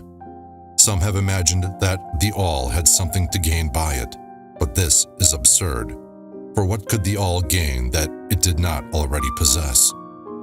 Others have sought the answer in the idea that the All wished something to love, and others that it created for pleasure, or amusement, or because it was lonely, or to manifest its power. All puerile explanations and ideas belonging to the childish period of thought. Others have sought to explain the mystery by assuming that the All found itself compelled to create, by reason of its own internal nature, its creative instinct. This idea is in advance of the others, but its weak point lies in the idea of the All being compelled by anything, internal or external. If its internal nature or creative instinct compelled it to do anything, then the internal nature or creative instinct would be the absolute instead of the All, and so accordingly, that part of the proposition falls. And yet, the All does create and manifest and seems to find some kind of satisfaction in so doing. And it is difficult to escape the conclusion that in some infinite degree, it must have what would correspond to an inner nature or creative instinct in man, with correspondingly infinite desire and will. It could not act unless it willed to act, and it would not will to act unless it desired to act, and it would not desire to act unless it obtained some satisfaction thereby. And all of these things would belong to an inner nature, and might be postulated as existing according to the law of correspondence. But, still, we prefer to think of the All as acting entirely free from any influence, internal as well as external. That is the problem which lies at the root of difficulty, and the difficulty that lies at the root of the problem. Strictly speaking, there cannot be said to be any reason whatsoever for the All to act, for a reason implies a cause, and the All is above cause and effect, except when it wills to become a cause, at which time the principle is set into motion. So, you see, the matter is unthinkable, just as the All is unknowable. Just as we say the All merely is, so we are compelled to say that the All acts because it acts. At the last, the All is all reason in itself, all law in itself, all action in itself. And it may be said truthfully that the All is its own reason, its own law, its own act, or still further that the All, its reason, its act, is law, are one, all being names for the same thing. In the opinion of those who are giving you these present lessons, the answer is locked up in the inner self of the All, along with its secret of being. The law of correspondence, in our opinion, reaches only to that aspect of the All, which may be spoken of as the aspect of becoming. Back of that aspect is the aspect of being, in which all laws are lost in law, all principles merge into principle, and the All, principle and being, are identical, one and the same. Therefore, metaphysical speculation on this point is futile. We go into the matter here merely to show that we recognize the question and also the absurdity of the ordinary answers of metaphysics and theology. In conclusion, it may be of interest to our students to learn that while some of the ancient and modern Hermetic teachers have rather inclined in the direction of applying the principle of correspondence to the question, with the result of the inner nature conclusion, still, the legends have it that Hermes the Great, when asked this question by his advanced students, answered them by pressing his lips tightly together and saying not a word, indicating that there was no answer. But then, he may have intended to apply the axiom of his philosophy that the lips of wisdom are closed, except to the ears of understanding, believing that even his advanced students did not possess the understanding which entitled them to the teaching. At any rate, if Hermes possessed the secret, he failed to impart it, and so far as the world is concerned, the lips of Hermes are closed regarding it. And where the great Hermes hesitated to speak, what mortal may dare to teach? But remember that whatever be the answer to this problem, if indeed there be an answer, the truth remains that, while all is in the all, it is equally true that the all is in all. The teaching on this point is emphatic, and we may add the concluding words of the quotation. To him who truly understands this truth hath come great knowledge. Chapter 8. Planes of Correspondence. As above, so below. As below, so above. The Kybalion.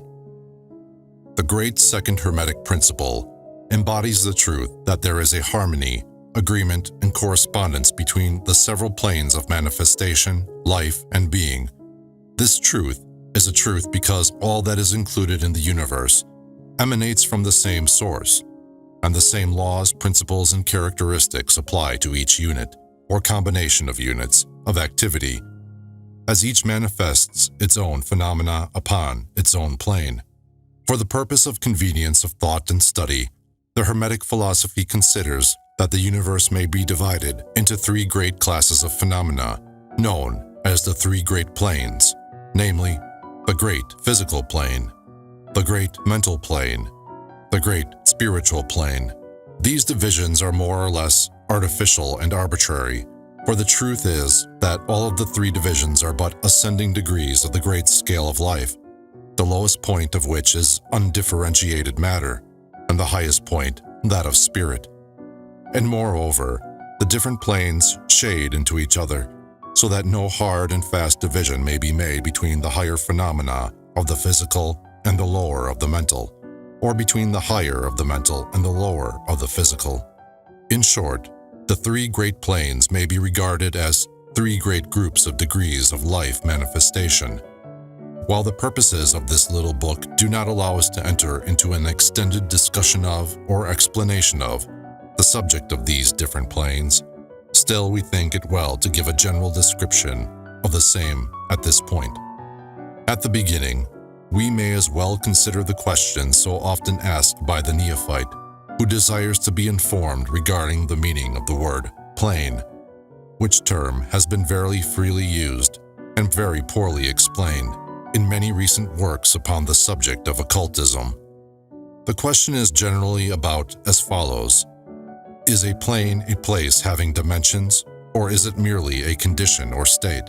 We answer, no, not a place, nor ordinary dimension of space, and yet more than a state or condition. It may be considered as a state or condition, and yet the state or condition is a degree of dimension, in a scale subject to measurement. Somewhat paradoxical, is it not? But let us examine the matter. A dimension, you know, is a measure in a straight line relating to measure, etc. The ordinary dimensions of space are length, breadth, and height, or perhaps length, breadth, height, thickness, or circumference. But there is another dimension of created things, or measure in a straight line, known to occultists, and to scientists as well, although the latter have not as yet applied the term dimension to it. And this new dimension, which, by the way, is the much speculated about fourth dimension, is the standard used in determining the degrees or planes. This fourth dimension may be called the dimension of vibration. It is a fact well known to modern science, as well as to the Hermetists who have embodied the truth in their third Hermetic principle, that everything is in motion, everything vibrates, nothing is at rest. From the highest manifestation to the lowest, everything and all things vibrate. Not only do they vibrate at different rates of motion, but as in different directions and in a different manner. The degrees of the rate of vibrations constitute the degrees of measurement on the scale of vibrations. In other words, the degrees of the fourth dimension. and these degrees form what occultists call planes. The higher the degree of rate of vibration, the higher the plane, and the higher the manifestation of life occupying that plane.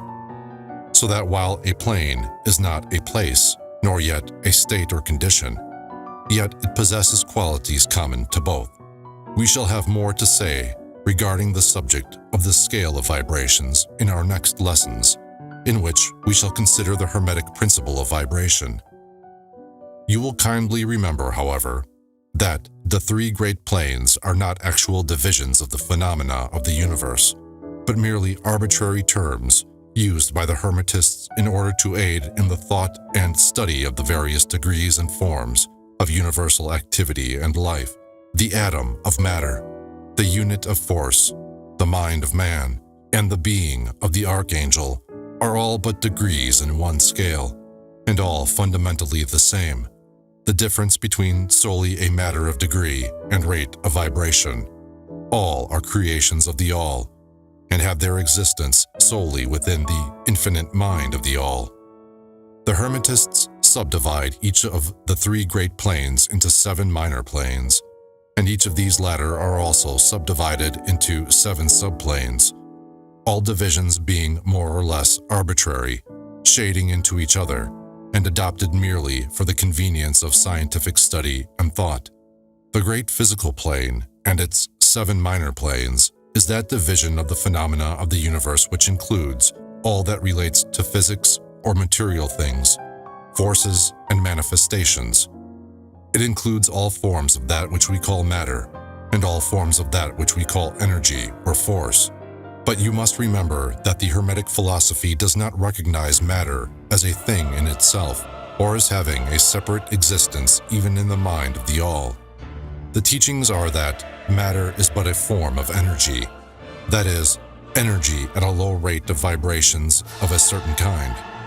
And accordingly, the Hermetists classify matter under the head of energy and give to it 3 of the 7 minor planes of the great physical plane.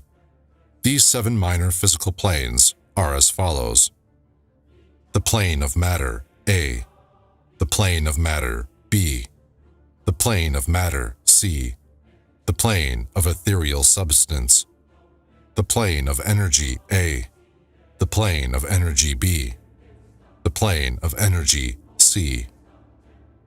The plane of matter, A, comprises the forms of matter in its form of solids, liquids, and gases, and generally recognized by the textbooks on physics. The plane of matter, B, comprises certain higher and more subtle forms of matter of the existence of which modern science is but now recognizing, the phenomena of radiant matter, in its phases of radium, etc., belonging to the lower subdivision of this minor plane. The plane of matter, C, comprises forms of the most subtle and tenuous matter, the existence of which is not suspected by ordinary scientists. The plane of ethereal substance comprises that which science speaks of as the ether, a substance of extreme tenuity and elasticity, pervading all universal space, and acting as a medium for the transmission of waves of energy, such as light, heat, electricity, etc. This ethereal substance forms a connecting link between matter, so-called, and energy, and partakes of the nature of each. The Hermetic teachings, however, instruct that this plane has 7 subdivisions, as have all of the minor planes, and that, in fact, there are 7 ethers instead of but 1. Next above the plane of ethereal substance comes the plane of energy, A, which comprises the ordinary forms of energy known to science, its 7 subplanes being, respectively, heat, light, magnetism, electricity, and attraction, including gravitation, cohesion, chemical affinity, etc., and several other forms of energy indicated by scientific experiments but not as yet named or classified. The plane of energy, B, comprises 7 subplanes of higher forms of energy not as yet discovered by science, but which have been called nature's finer forces, and which are called into operation in manifestations of certain forms of mental phenomena, and by which such phenomena becomes possible.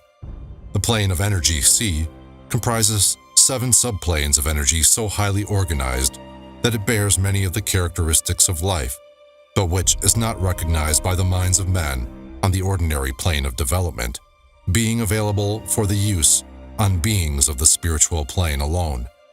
Such energy is unthinkable to ordinary man, and may be considered almost as the divine power.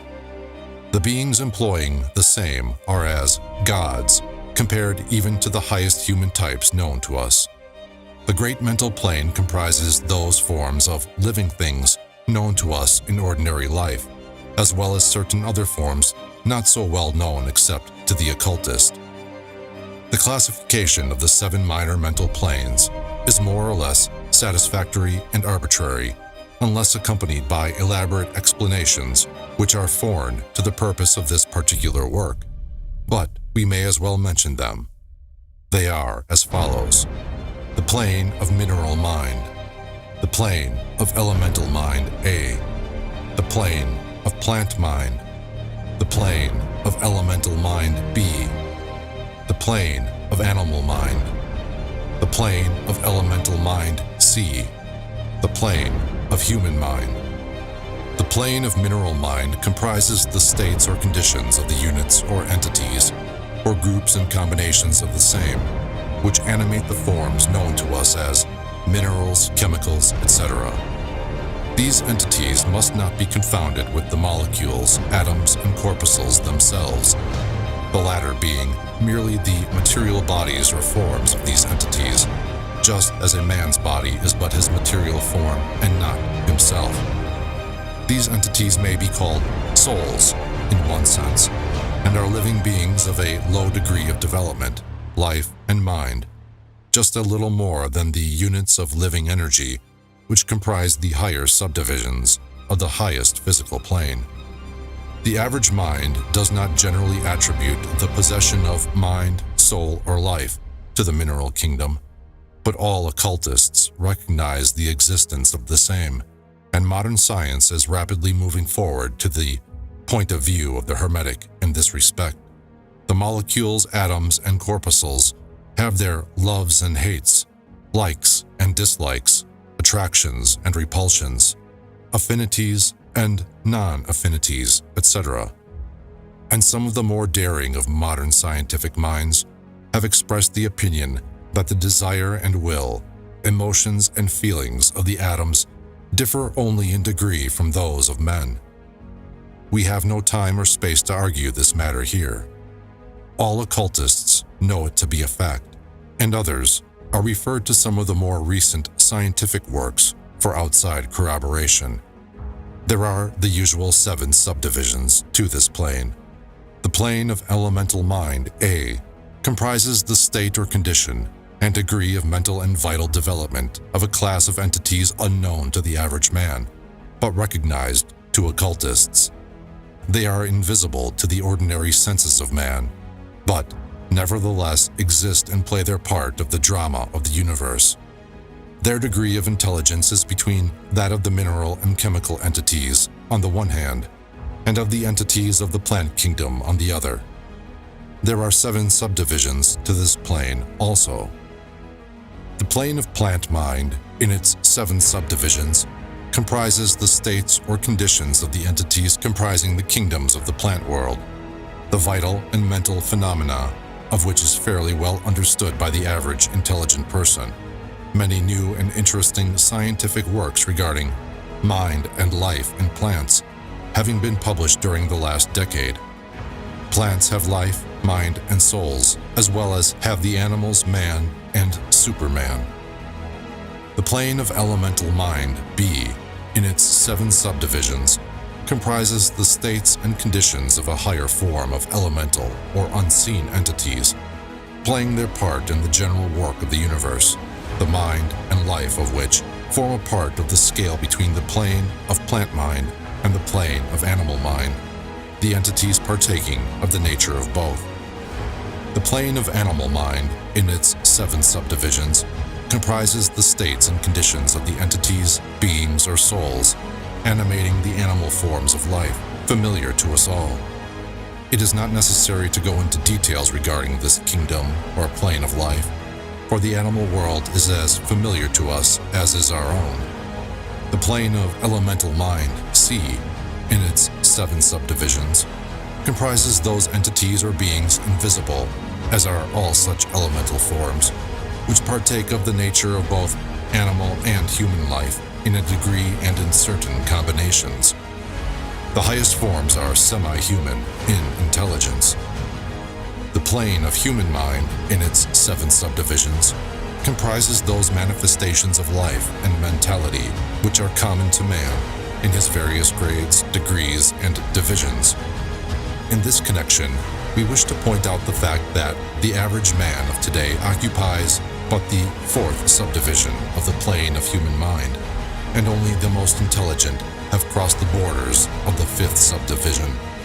It has taken the race millions of years to reach this stage, and it will take many more years for the race to move on to the 6th and 7th subdivisions and beyond. But remember that there have been races before us which have passed through these degrees and then on to higher planes. Our own race is the 5th, with stragglers from the 4th, which has set foot upon the path. And then there are a few advanced souls of our own race who have outstripped the masses, and who have passed on to the 6th and 7th subdivision, and some few being still further on. The man of the 6th subdivision will be the Superman. He of the 7th will be the Overman. In our consideration of the 7 minor mental planes, we have merely referred to the 3 elementary planes in a general way. We do not wish to go into this subject in detail in this work, for it does not belong to this part of the general philosophy and teachings. But we may say this much, in order to give you a little clearer idea of the relations of these planes to the more familiar ones. The elementary planes bear the same relation to the planes of mineral, plant, animal, and human mentality and life that the black keys on the piano do to the white keys. The white keys are sufficient to produce music, but there are certain scales, melodies, and harmonies in which the black keys play their part, and in which their presence is necessary.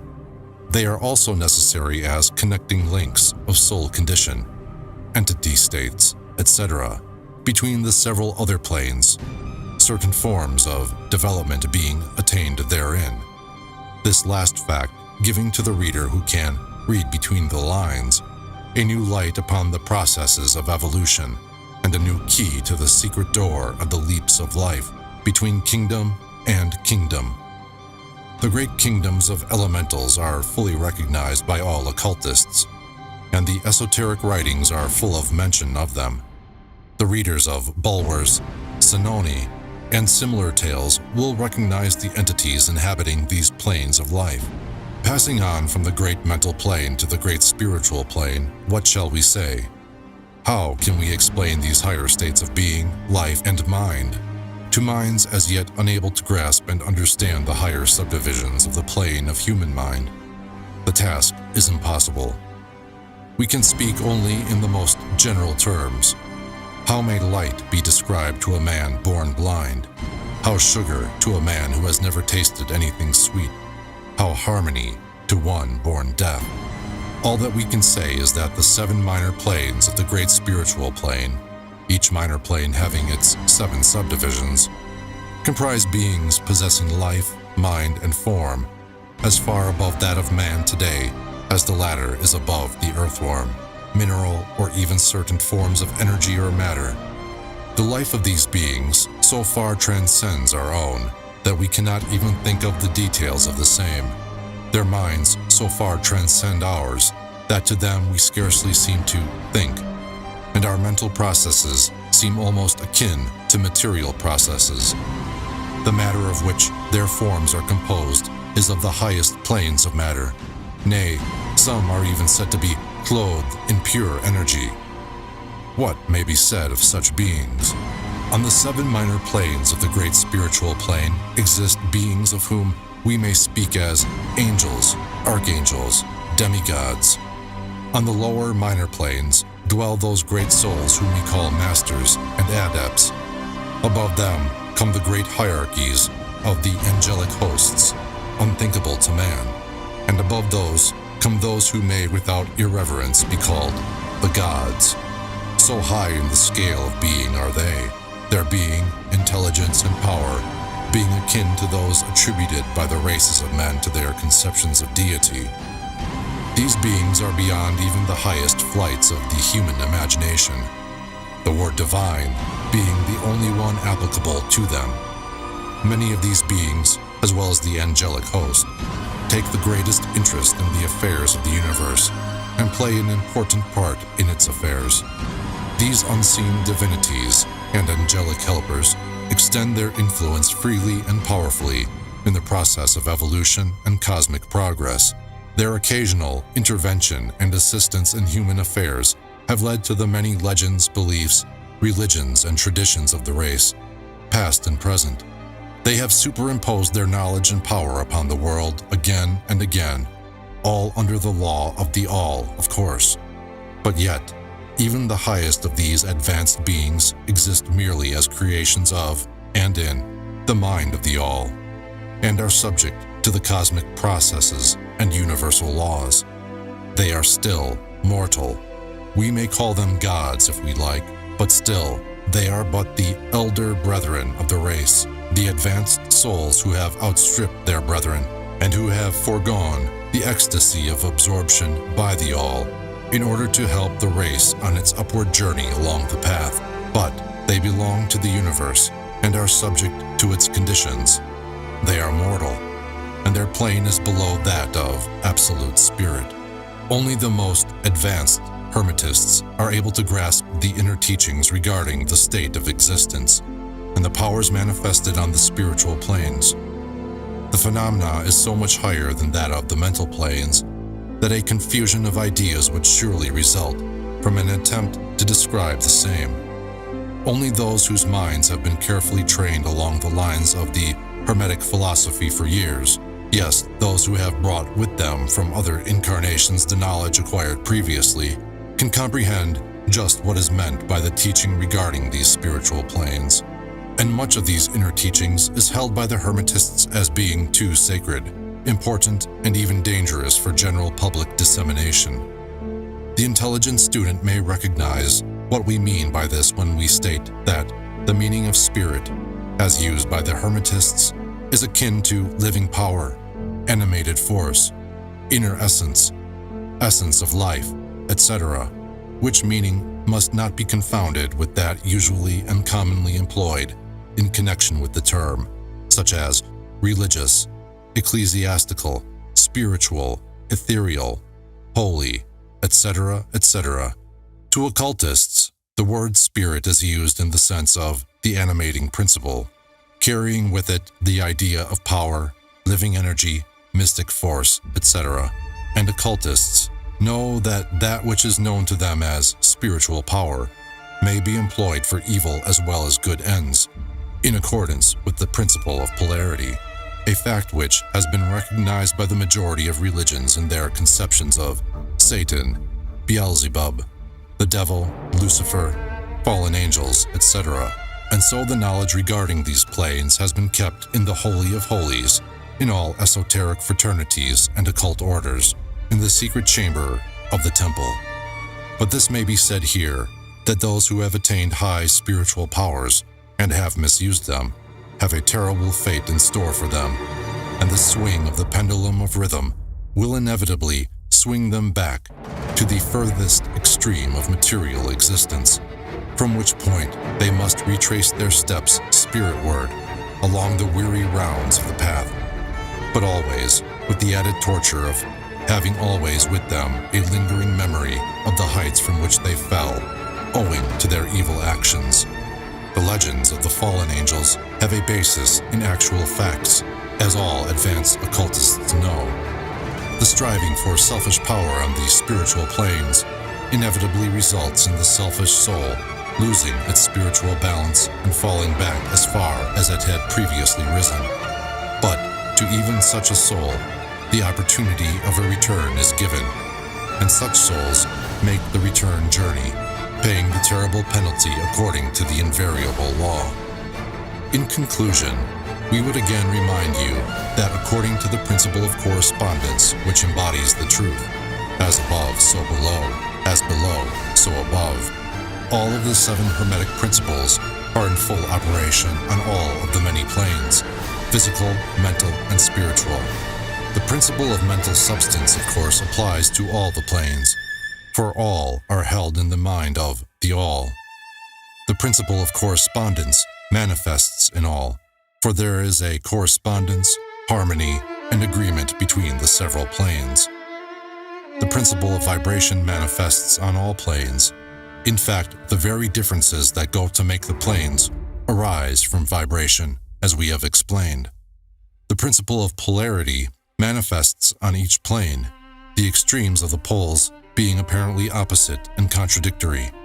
The principle of rhythm manifests on each plane, the movement of the phenomena having its ebb and flow, rise and flow, incoming and outgoing. The principle of cause and effect manifests on each plane, every effect having its cause and every cause having its effect. The principle of gender manifests on each plane, the creative energy being always manifest and operating along the lines of its masculine and feminine aspects. As above, so below. As below, so above. This centuries-old Hermetic axiom embodies one of the great principles of universal phenomena.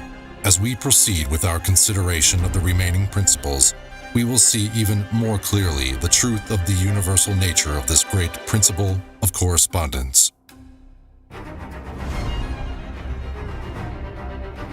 Chapter 9. Vibration. Nothing rests. Everything moves. Everything vibrates. The Kybalion. The great third Hermetic principle, the principle of vibration, embodies the truth that motion is manifest in everything in the universe, that nothing is at rest, that everything moves, vibrates, and circles.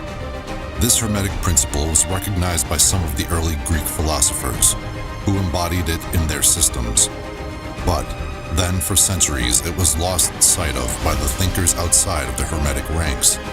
But in the 19th century, physical science rediscovered the truth, and the 20th century scientific discoveries have added additional proof of the correctness and truth of this centuries-old Hermetic doctrine. The Hermetic teachings are that not only is everything in constant movement and vibration, but that the differences between the various manifestations of the universal power are due entirely to the varying rate and mode of vibrations.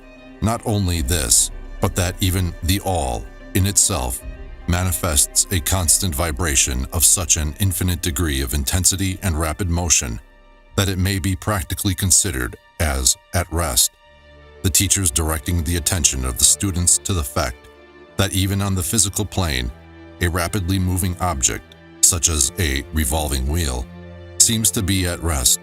The teachings are to the effect that spirit is at one end of the pole of vibration, the other pole being certain extremely gross forms of matter. Between these two poles are millions upon millions of different rates and modes of vibration. Modern science has proven that all that we call matter and energy are but modes of vibratory motion, and some of the more advanced scientists are rapidly moving toward the positions of the occultists, who hold that the phenomena of mind are likewise modes of vibration or motion. Let us see what science has to say regarding the question of vibrations in matter and energy. In the first place, science teaches that all matter manifests, in some degree, the vibrations arising from temperature or heat, be an object cold or hot, both being but degrees of the same things. It manifests certain heat vibrations, and in that sense is in motion and vibration. Then all particles of matter are in circular movement, from corpuscle to suns. The planets revolve around suns, and many of them turn on their axes. The suns move around greater central points, and these are believed to move around still greater, and so on ad infinitum. The molecules of which the particular kinds of matter are composed are in a state of constant vibration and movement around each other and against each other. The molecules are composed of atoms, which, likewise, are in a state of constant movement and vibration. The atoms are composed of corpuscles, sometimes called electrons, ions, etc., which are also in a state of rapid motion, revolving around each other, and which manifest a very rapid state and mode of vibration. And so we see that all forms of matter manifest vibration in accordance with the Hermetic principle of vibration. And so it is with the various forms of energy. Science teaches that light, heat, magnetism, and electricity are but forms of vibratory motion connected in some way with, and probably emanating from the ether. Science does not as yet attempt to explain the nature of the phenomena known as cohesion, which is the principle of molecular attraction, nor chemical affinity, which is the principle of atomic attraction, nor gravitation, the greatest mystery of the three, which is the principle of attraction by which every particle or mass of matter is bound to every other particle or mass. These three forms of energy are not as yet understood by science, yet the writers incline to the opinion that these two are manifestations of some form of vibratory energy, a fact which the Hermetists have held and taught for ages past. The universal ether, which is postulated by science without its nature being understood clearly, is held by the Hermetists to be but a higher manifestation of that which is erroneously called matter. That is to say, matter at a higher degree of vibration, and is called by them the ethereal substance. The Hermetists teach that this ethereal substance is of extreme tenuity and elasticity, and pervades universal space, serving as a medium of transmission of waves of vibratory energy such as heat, light, electricity, magnetism, etc.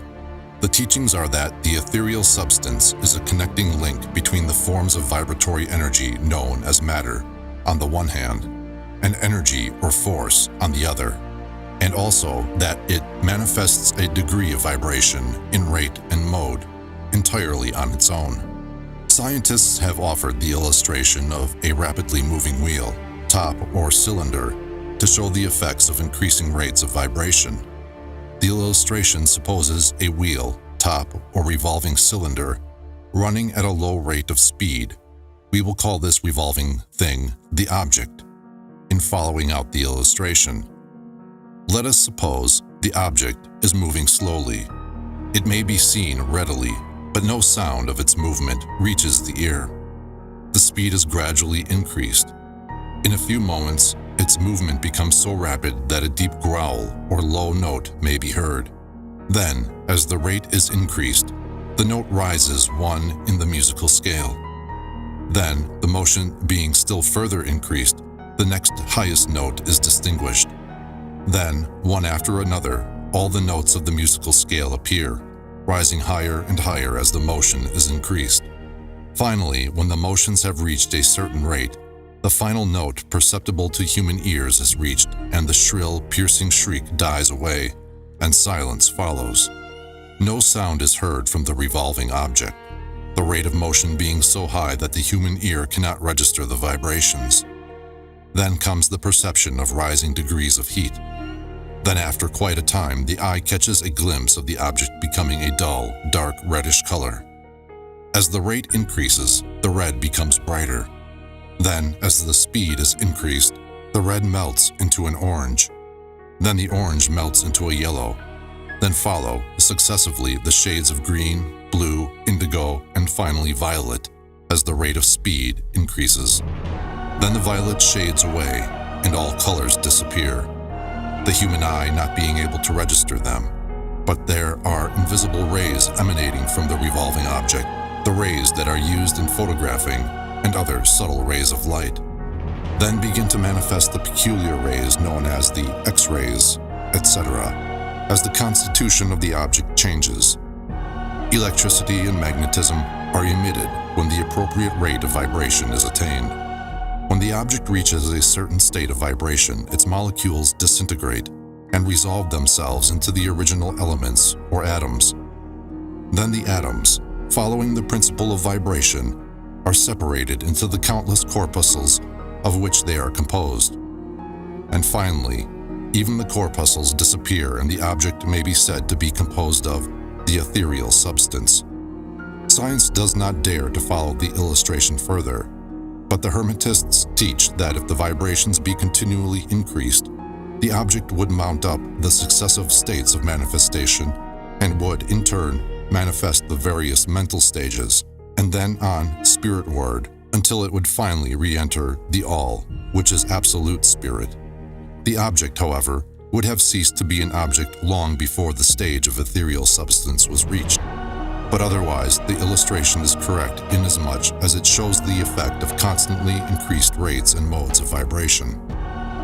It must be remembered in the above illustration that at the stages at which the object throws off vibrations of light, heat, etc., it is not actually resolved into those forms of energy, which are much higher in the scale, but simply that it reaches a degree of vibration in which those forms of energy are liberated, in a degree, from the confining influences of its molecules, atoms, and corpuscles, as the case may be. These forms of energy, although much higher in the scale than matter, are imprisoned and confined in the material combinations, by reason of the energies manifesting through and using material forms, but thus becoming entangled and confined in their creations of material forms, which, to an extent, is true of all creations, the creating force becoming involved in its creation. But the Hermetic teachings go much further than do those of modern science. They teach that all manifestation of thought, emotion, reason, will, or desire, or any mental state or condition, are accompanied by vibrations, a portion of which are thrown off and which tend to affect the minds of other persons by induction. This is the principle which produces the phenomena of telepathy, mental influence, and other forms of the action and power of mind over mind, with which the general public is rapidly becoming acquainted, owing to the wide dissemination of occult knowledge by the various schools, cults, and teachers along these lines at this time. Every thought, emotion, or mental state has its corresponding rate and mode of vibration, and by an effort of the will of the person or of other persons, these mental states may be reproduced, just as a musical tone may be reproduced by causing an instrument to vibrate at a certain rate, just as color may be reproduced in the same way. By a knowledge of the principle of vibration as applied to mental phenomena, one may polarize his mind at any degree he wishes, thus gaining a perfect control over his mental states, moods, etc. In the same way, he may affect the minds of others, producing the desired mental states in them. In short, he may be able to produce on the mental plane that which science produces on the physical plane, namely, vibrations at will. This power, of course, may be acquired only by the proper instruction, exercises, practice, etc., the science being that of mental transmutation, one of the branches of the Hermetic art. A little reflection on what we have said will show the student that the principle of vibration underlies the wonderful phenomena of the power manifested by the masters and adepts who are able to apparently set aside the laws of nature, but who, in reality, are simply using one law against another, one principle against others, and who accomplish their results by changing the vibrations of material objects or forms of energy, and thus perform what are commonly called miracles. As one of the old Hermetic writers has truly said, "He who understands the principle of vibration has grasped the scepter of power."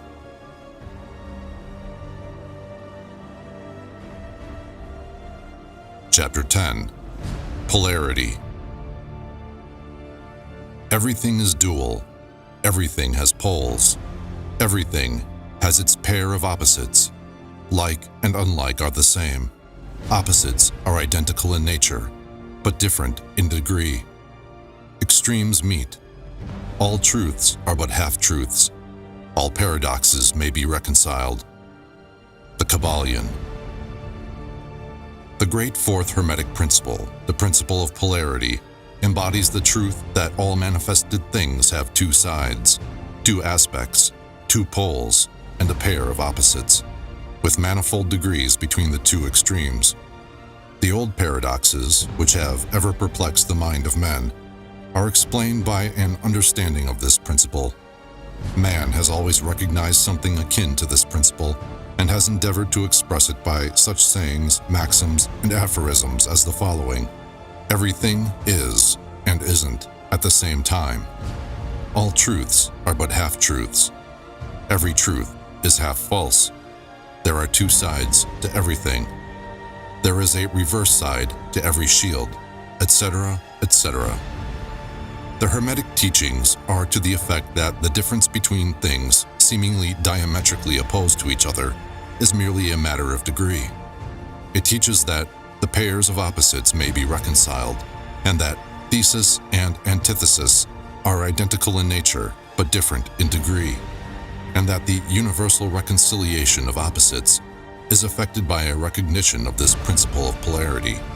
The teachers claim that illustrations of this principle may be had on every hand, and from an examination into the real nature of anything, they begin by showing that spirit and matter are but two poles of the same thing, the intermediate planes being merely degrees of vibration. They show that the all and the many are the same, the difference being merely a matter of degree of mental manifestation. Thus, the law and laws are the two opposite poles of one thing.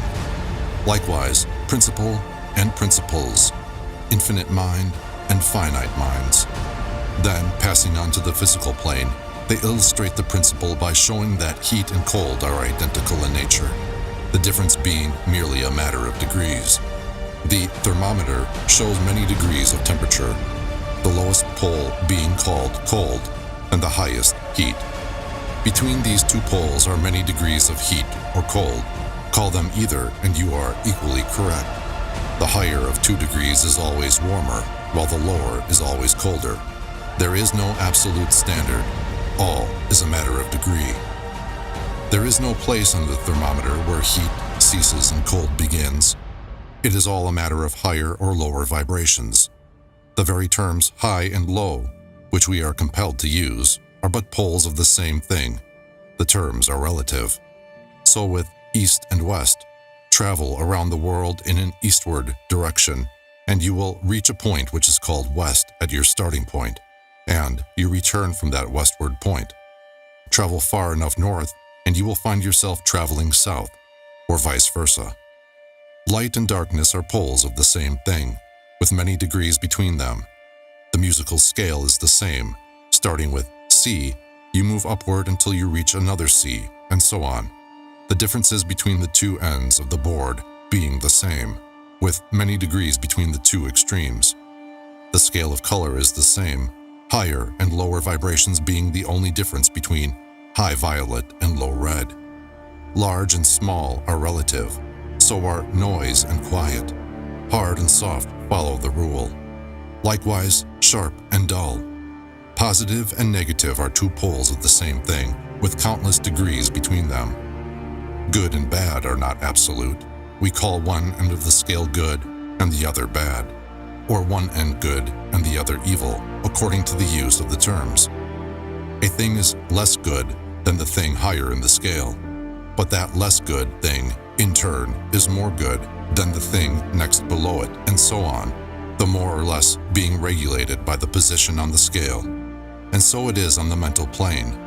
Love and hate are generally regarded as being things diametrically opposed to each other, entirely different, unreconcilable. But we apply the principle of polarity. We find that there is no such thing as absolute love or absolute hate, as distinguished from each other. The two are merely terms applied to the two poles of the same thing. Beginning at any point of the scale, we find more love or less hate as we ascend the scale, and more hate or less love as we descend, this being true no matter from what point, high or low, we may start. There are degrees of love and hate, and there is a middle point where like and dislike become so faint that it is difficult to distinguish between them. Courage and fear come under the same rule. The pairs of opposites exist everywhere. Where you find one thing, you find its opposite, the two poles. And it is this fact that enables the hermetist to transmute one mental state into another along the lines of polarization. Things belonging to different classes cannot be transmuted into each other, but things of the same class may be changed. That is, may have their polarity changed, Thus love never becomes east or west, or red or violet, but it may and often does turn into hate, and likewise hate may be transformed into love by changing its polarity. Courage may be transmuted into fear, and the reverse. Hard things may be rendered soft, dull things become sharp, hot things become cold, and so on, the transmutation always being between things of the same kind of different degrees. Take the case of a fearful man. By raising his mental vibrations along the line of fear and courage, he can be filled with the highest degree of courage and fearlessness. And likewise, the slothful man may change himself into an active, energetic individual simply by polarizing along the lines of the desired quality. The student who is familiar with the processes by which the various schools of mental science, etc., produce changes in the mental states of those following their teachings may not readily understand the principle underlying many of these changes. When, however, the principle of polarity is once grasped, and it is seen that the mental changes are occasioned by a change of polarity, a sliding along the same scale, the latter is readily understood. The change is not in the nature of a transmutation of one thing into another thing entirely different, but is merely a change of degree in the same things, a vastly important difference. For instance, borrowing an analogy from the physical plane, it is impossible to change heat into sharpness, loudness, highness, etc. But heat may readily be transmuted into cold, simply by lowering the vibrations. In the same way, hate and love are mutually transmutable, so are fear and courage. But fear cannot be transformed into love, nor can courage be transmuted into hate.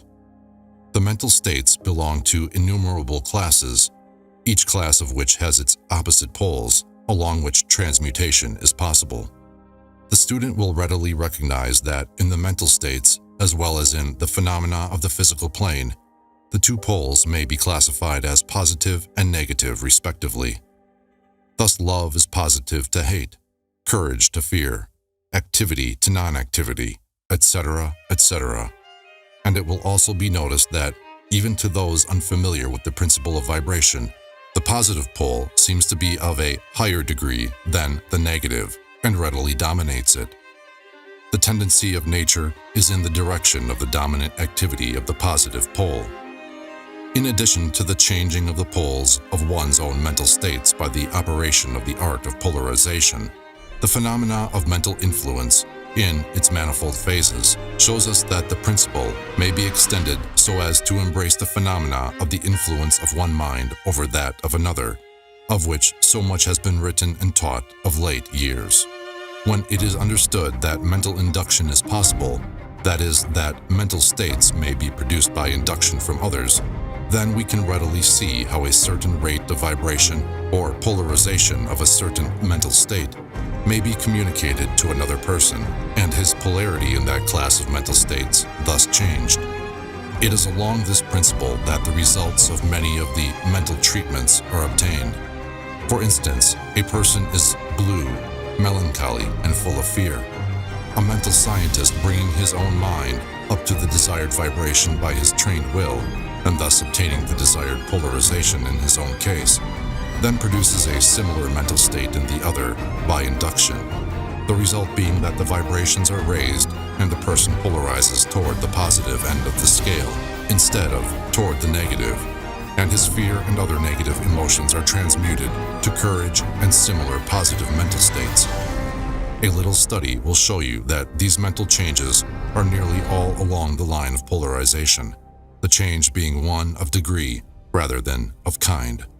A knowledge of the existence of this great hermetic principle will enable the student to better understand his own mental states and those of other people. He will see that these states are all matters of degree, and seeing thus, he will be able to raise or lower the vibration at will, to change his mental poles, and thus be master of his mental states, instead of being their servant and slave, and by his knowledge, he will be able to aid his fellows intelligently, and by the appropriate methods, change the polarity when the same is desirable. We advise all students to familiarize themselves with this principle of polarity, for a correct understanding of the same will throw light on many difficult subjects. Chapter 11. Rhythm. Everything flows out and in. Everything has its tides. All things rise and fall. The pendulum swing manifests in everything. The measure of the swing to the right is the measure of the swing to the left. Rhythm compensates. The Kybalion. The great fifth Hermetic principle, the principle of rhythm, embodies the truth that in everything there is manifested a measured motion, a to and from movement, a flow and inflow, a swing forward and backward, a pendulum-like movement, a tide-like ebb and flow, a high tide and a low tide, between the two poles manifest on the physical, mental, or spiritual planes. The principle of rhythm is closely connected with the principle of polarity described in the preceding chapter. Rhythm manifests between the two poles established by the principle of polarity. This does not mean, however, that the pendulum of rhythm swings to the extreme poles, for this rarely happens. In fact, it is difficult to establish the extreme polar opposites in the majority of cases. But the swing is ever toward first one pole and then the other. There is always an action and reaction, an advance and a retreat, a rising and a sinking, manifested in all the airs and phenomena of the universe. Suns, worlds, men, animals, plants, minerals, forces, energy, mind and matter, yes, even spirit, manifests this principle. The principle manifests in the creation and destruction of worlds, in the rise and fall of nations, in the life history of all things, and finally, in the mental states of man. Beginning with the manifestations of spirit, of the all, it will be noticed that there is ever the outpouring and the indrawing, the outbreathing and inbreathing of Brahm, as the Brahmins worded. Universes are created, reach their extreme low point of materiality, and then begin their upward swing. Suns spring into being, and then their height of power being reached, the process of retrogression begins, and after aeons they become dead masses of matter, awaiting another impulse which starts again their inner energies into activity, and a new solar life cycle is begun. And thus it is with all the worlds. They are born, grow, and die, only to be reborn. And thus it is with all the things of shape and form. They swing from action to reaction, from birth to death, from activity to inactivity, and then back again. Thus it is with all living things. They are born, grow, and die, and then are reborn. So it is with all great movements, philosophies, creeds, fashions, governments, nations, and all else. Birth, growth, maturity, decadence, death, and then new birth. The swing of the pendulum is ever in evidence. Night follows day, and day night. The pendulum swings from summer to winter and then back again. The corpuscles, atoms, molecules, and all masses of matter swing around the circle of their nature. There is no such thing as absolute rest or cessation from movement, and all movement partakes of rhythm. The principle is of universal application. It may be applied to any question or phenomena of any of the many planes of life. It may be applied to all phases of human activity. There is always the rhythmic swing from one pole to the other. The universal pendulum is ever in motion. The tides of life flow in and out according to law. The principle of rhythm is well understood by modern science and is considered a universal law as applied to material things. But the Hermetists carry the principle much further and know that its manifestations and influence extend to the mental activities of man, and that it accounts for the bewildering succession of moods, feelings, and other annoying and perplexing changes that we notice in ourselves. But the Hermetists, by studying the operations of this principle, have learned to escape some of its activities by transmutation. The Hermetic masters long since discovered that, while the principle of rhythm was invariable and ever in evidence in mental phenomena, Still, there were two planes of its manifestation so far as mental phenomena are concerned. They discovered that there were two general planes of consciousness, the lower and the higher, the understanding of which fact enabled them to rise to the higher plane and thus escape the swing of the rhythmic pendulum, which manifested on the lower plane. In other words, the swing of the pendulum occurred on the unconscious plane, and the consciousness was not affected. This they call the law of neutralization. Its operations consist in the raising of the ego above the vibrations of the unconscious plane of mental activity, so that the negative swing of the pendulum is not manifested in consciousness, and therefore they are not affected. It is akin to rising above a thing and letting it pass beneath you. The Hermetic master or advanced student polarizes himself at the desired pole, and by a process akin to refusing to participate in the backward swing, or, if you prefer, a denial of its influence over him, he stands firm in his polarized position and allows the mental pendulum to swing back along the unconscious plane. All individuals who have attained any degree of self-mastery accomplish this, more or less unknowingly, and by refusing to allow their moods and negative mental states to affect them, they apply the law of neutralization. The master, however, carries this to a much higher degree of proficiency, and by the use of his will, he attains a degree of poise and mental firmness almost impossible of belief on the part of those who allow themselves to be swung backward and forward by the mental pendulum of moods and feelings. The importance of this will be appreciated by any thinking person who realizes what creatures of moods, feelings, and emotion the majority of people are, and how little mastery of themselves they manifest. If you will stop and consider a moment, you will realize how much of these swings of rhythm have affected you in your life, how a period of enthusiasm has been invariably followed by an opposite feeling and mood of depression. Likewise, your moods and periods of courage have been succeeded by equal moods of fear. And so, it has ever been with the majority of persons. Tides of feeling have ever risen and fallen with them, but they have never suspected the cause or reason of the mental phenomena.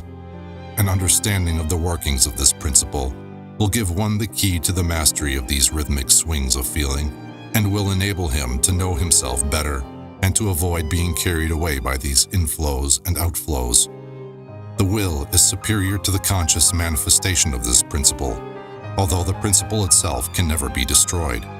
We may escape its effects, but the principle operates nevertheless. The pendulum ever swings, although we may escape being carried along with it. There are other features of the operation of this principle of rhythm, of which we wish to speak at this point. There comes into its operations that which is known as the law of compensation.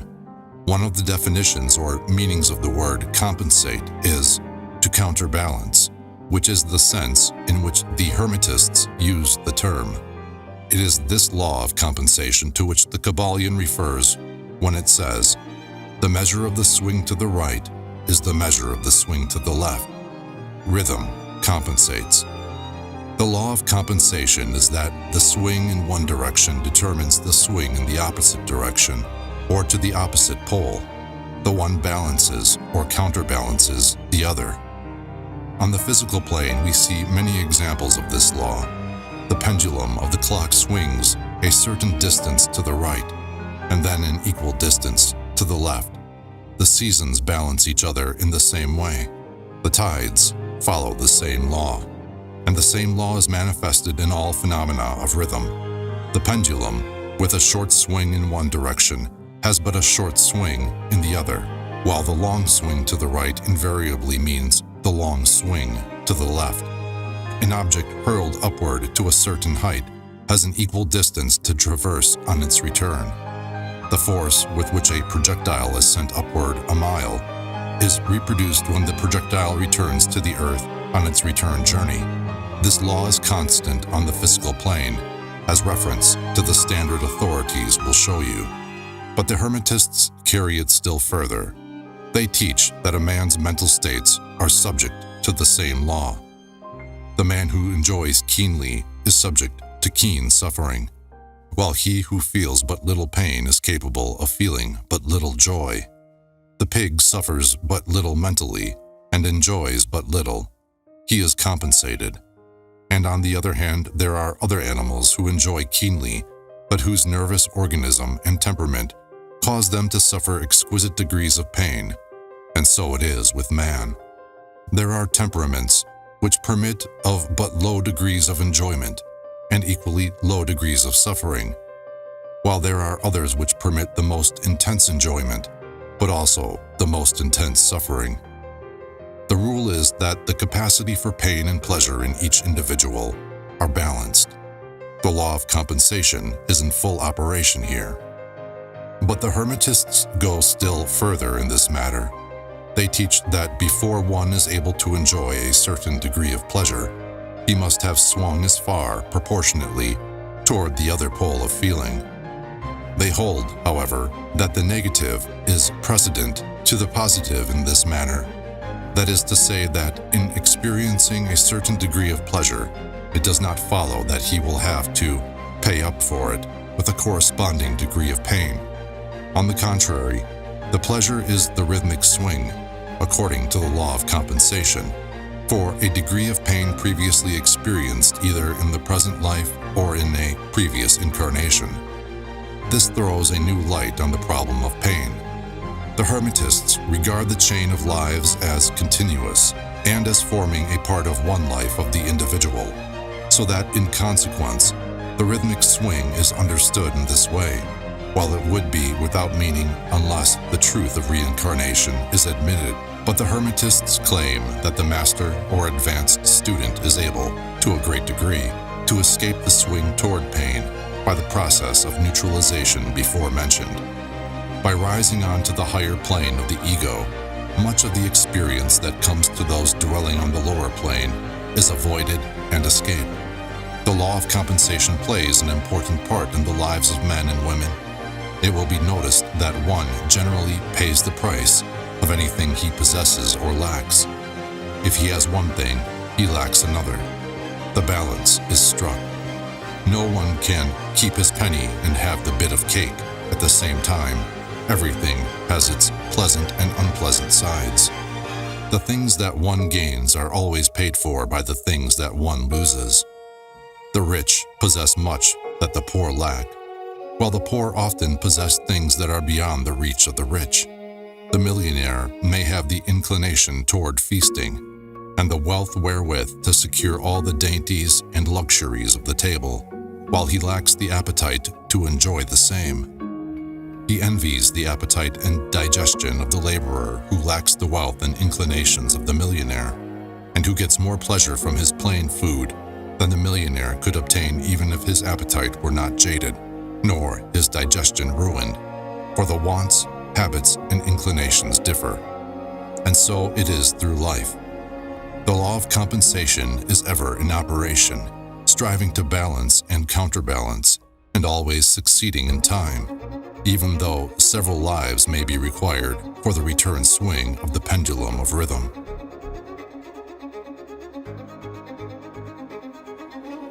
Chapter 12. Causation. Every cause has its effect. Every effect has its cause. Everything happens according to law. Chance is but a name for law not recognized. There are many planes of causation, but nothing escapes the law. The Kybalion.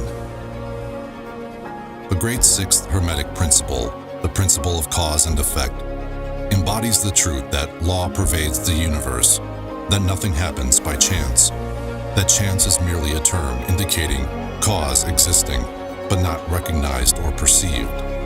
That phenomena is continuous without break or exception. The principle of cause and effect underlies all scientific thought, ancient and modern, and was enunciated by the Hermetic teachers in the earliest days.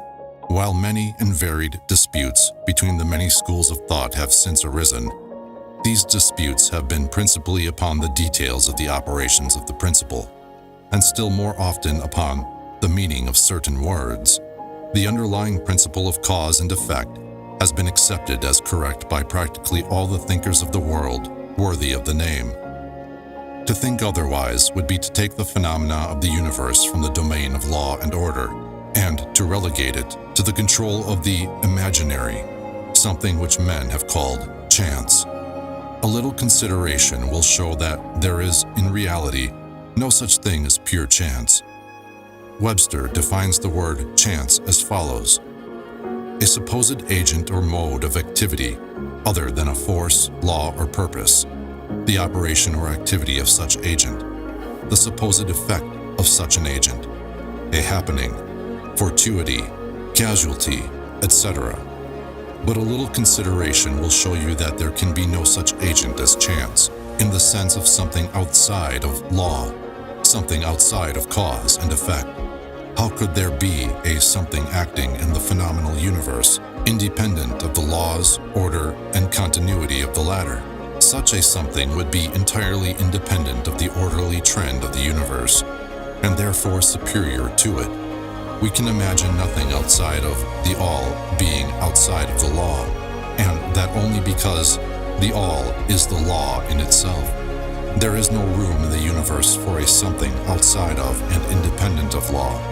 The existence of such a something would render all natural laws ineffective, and would plunge the universe into chaotic disorder and lawlessness.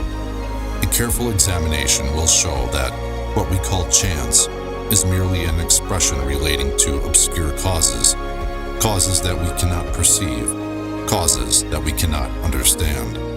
The word chance is derived from a word meaning to fall, as the falling of dice. The idea being that the fall of the dice and many other happenings are merely a happening unrelated to any cause, and this is the sense in which the term is generally employed. But when the matter is closely examined, it is seen that there is no chance whatsoever about the fall of the dice. Each time a die falls and displays a certain number, it obeys a law as infallible as that which governs the revolution of the planets around the sun.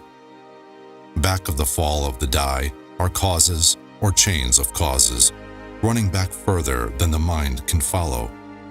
The position of the die in the box, the amount of muscular energy expended in the throw, the condition of the table, etc., etc., are all causes, the effect of which may be seen.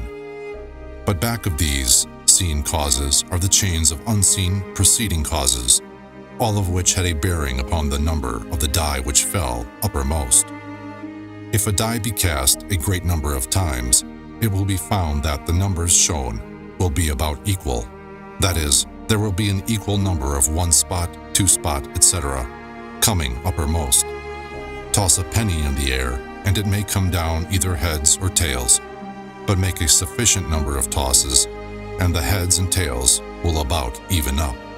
This is the operation of the law of average. But both the average and the single toss come under the law of cause and effect. And if we were able to examine into the preceding causes, it would be clearly seen that it was simply impossible for the die to fall other than it did, under the same circumstances and at the same time. Given the same causes, the same results will follow. There is always a cause and a because to every event. Nothing ever happens without a cause, or rather a chain of causes. Some confusion has arisen in the minds of persons considering this principle, from the fact that they were unable to explain how one thing could cause another thing, that is, be the creator of the second thing. As a matter of fact, no thing ever causes or creates another thing. Cause and effect deals merely with events. An event is that which comes, arrives, or happens as a result or consequent of some preceding event. No event creates another event, but is merely a preceding link in the great orderly chain of events flowing from the creative energy of the All. There is a continuity between all events precedent, consequent, and subsequent. There is also a relation existing between everything that has gone before and everything that follows. A stone is dislodged from a mountainside and crashes through a roof of a cottage in the valley below. At first sight, we regard this as a chance effect. But when we examine the matter, we find a great chain of causes behind it. In the first place, there was the rain which softened the earth supporting the stone, and which allowed it to fall.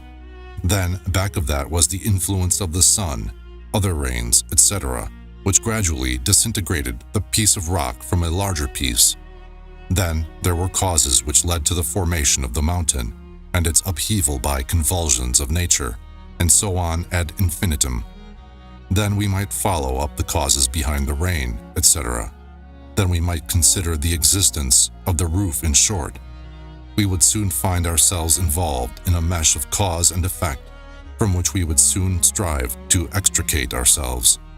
Just as a man has 2 parents, and 4 grandparents, and 8 great-grandparents, and 16 great-great-grandparents, and so on until when, say, 40 generations are calculated, the numbers of ancestors run into many millions.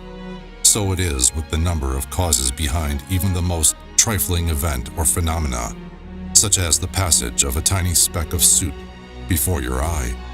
It is not an easy matter to trace the bit of soot back to the early period of the world's history when it formed a part of a massive tree trunk, which was afterward converted into coal, and so on, until as the speck of soot, it now passes before your vision on its way to other adventures.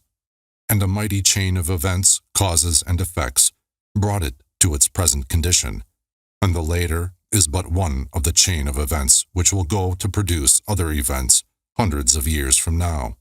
One of these series of events rising from the tiny bit of soot was the writing of these lines, which caused the typesetter to perform certain work, the proofreader to do likewise, and which will arouse certain thoughts in your mind, and that of others, which in turn will affect others, and so on, and on, and on, beyond the ability of man to think further, and all from the passage of a tiny bit of soot. All of which shows the relativity and association of things, and the further fact that there is no great, there is no small, in the mind that causeth all. Stop to think a moment. If a certain man had not met a certain maid, away back in the dim period of the Stone Age, you who are now reading these lines would not be here, and if, perhaps, the same couple had failed to meet, we who now write these lines would not be here. We who now write these lines would not now be here. And the very act of writing on our part, and the act of reading on yours, will affect not only the respective lives of yourself and ourselves, but will also have a direct or indirect effect upon many other people now living and who will live in the ages to come. Every thought we think, every act we perform, has its direct and indirect results which fit into the great chain of cause and effect. We do not wish to enter into a consideration of free will or determinism in this work for various reasons. Among the many reasons is the principal one that neither side of the controversy is entirely right. In fact, both sides are partially right according to the Hermetic teachings. The principle of polarity shows that both are but half-truths, the opposing poles of truth.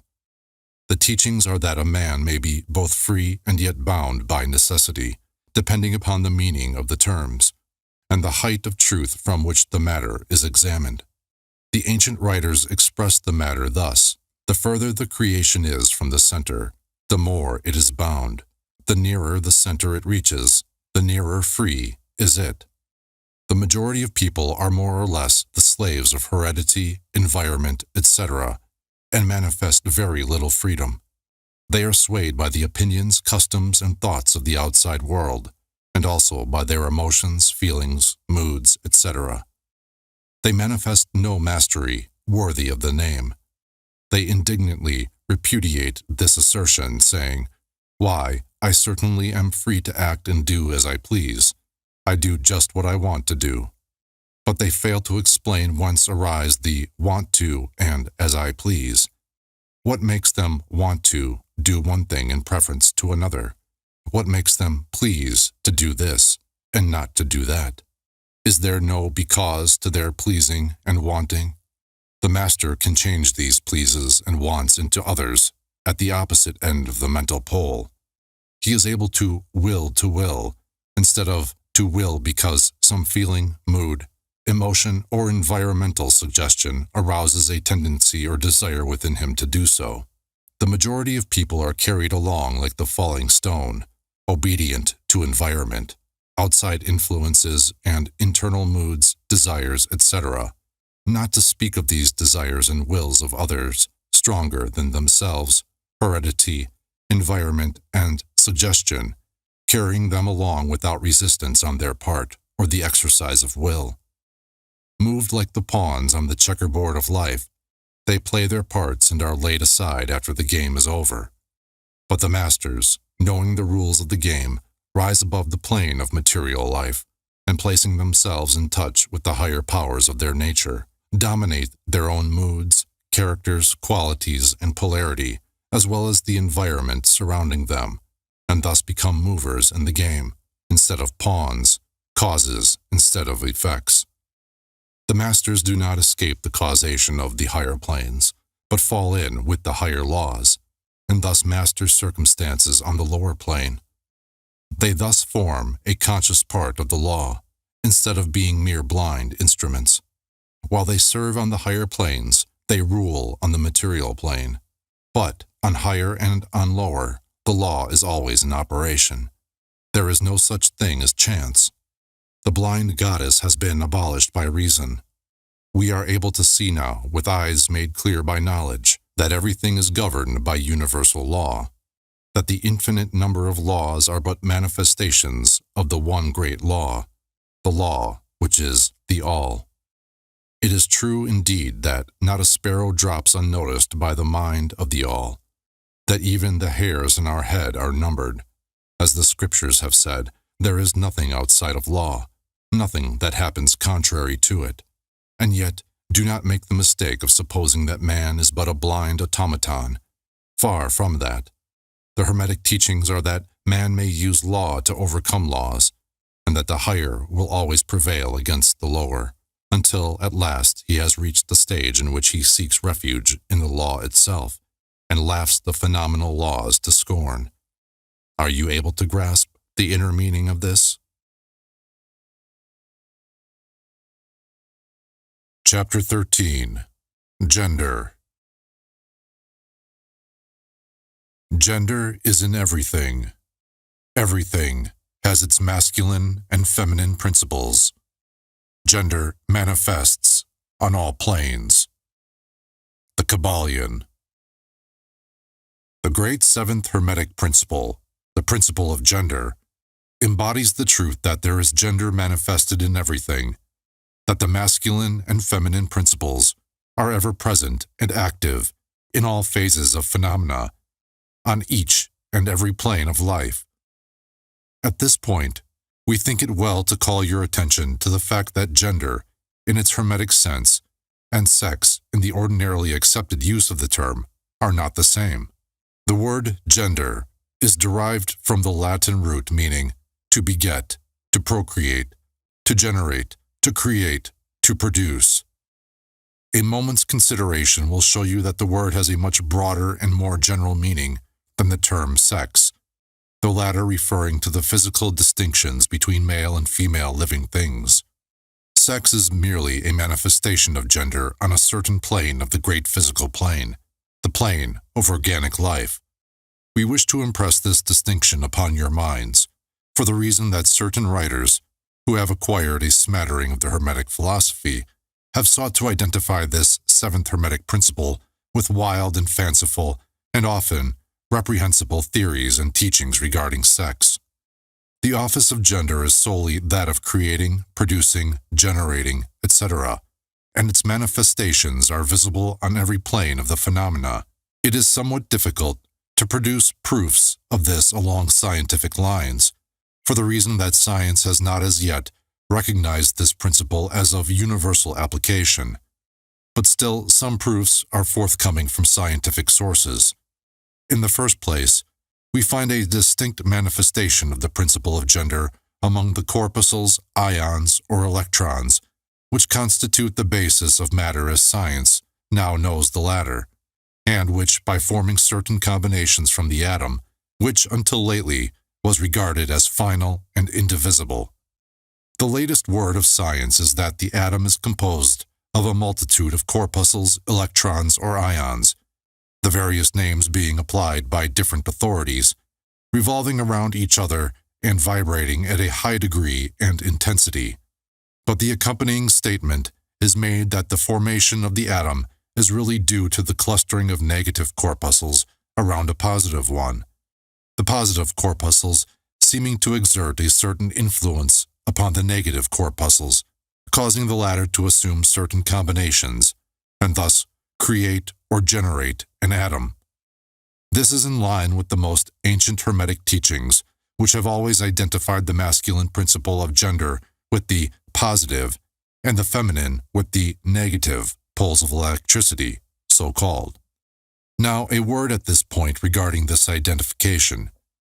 The public mind has formed an entirely erroneous impression regarding the qualities of the so-called negative pole of electrified or magnetized matter.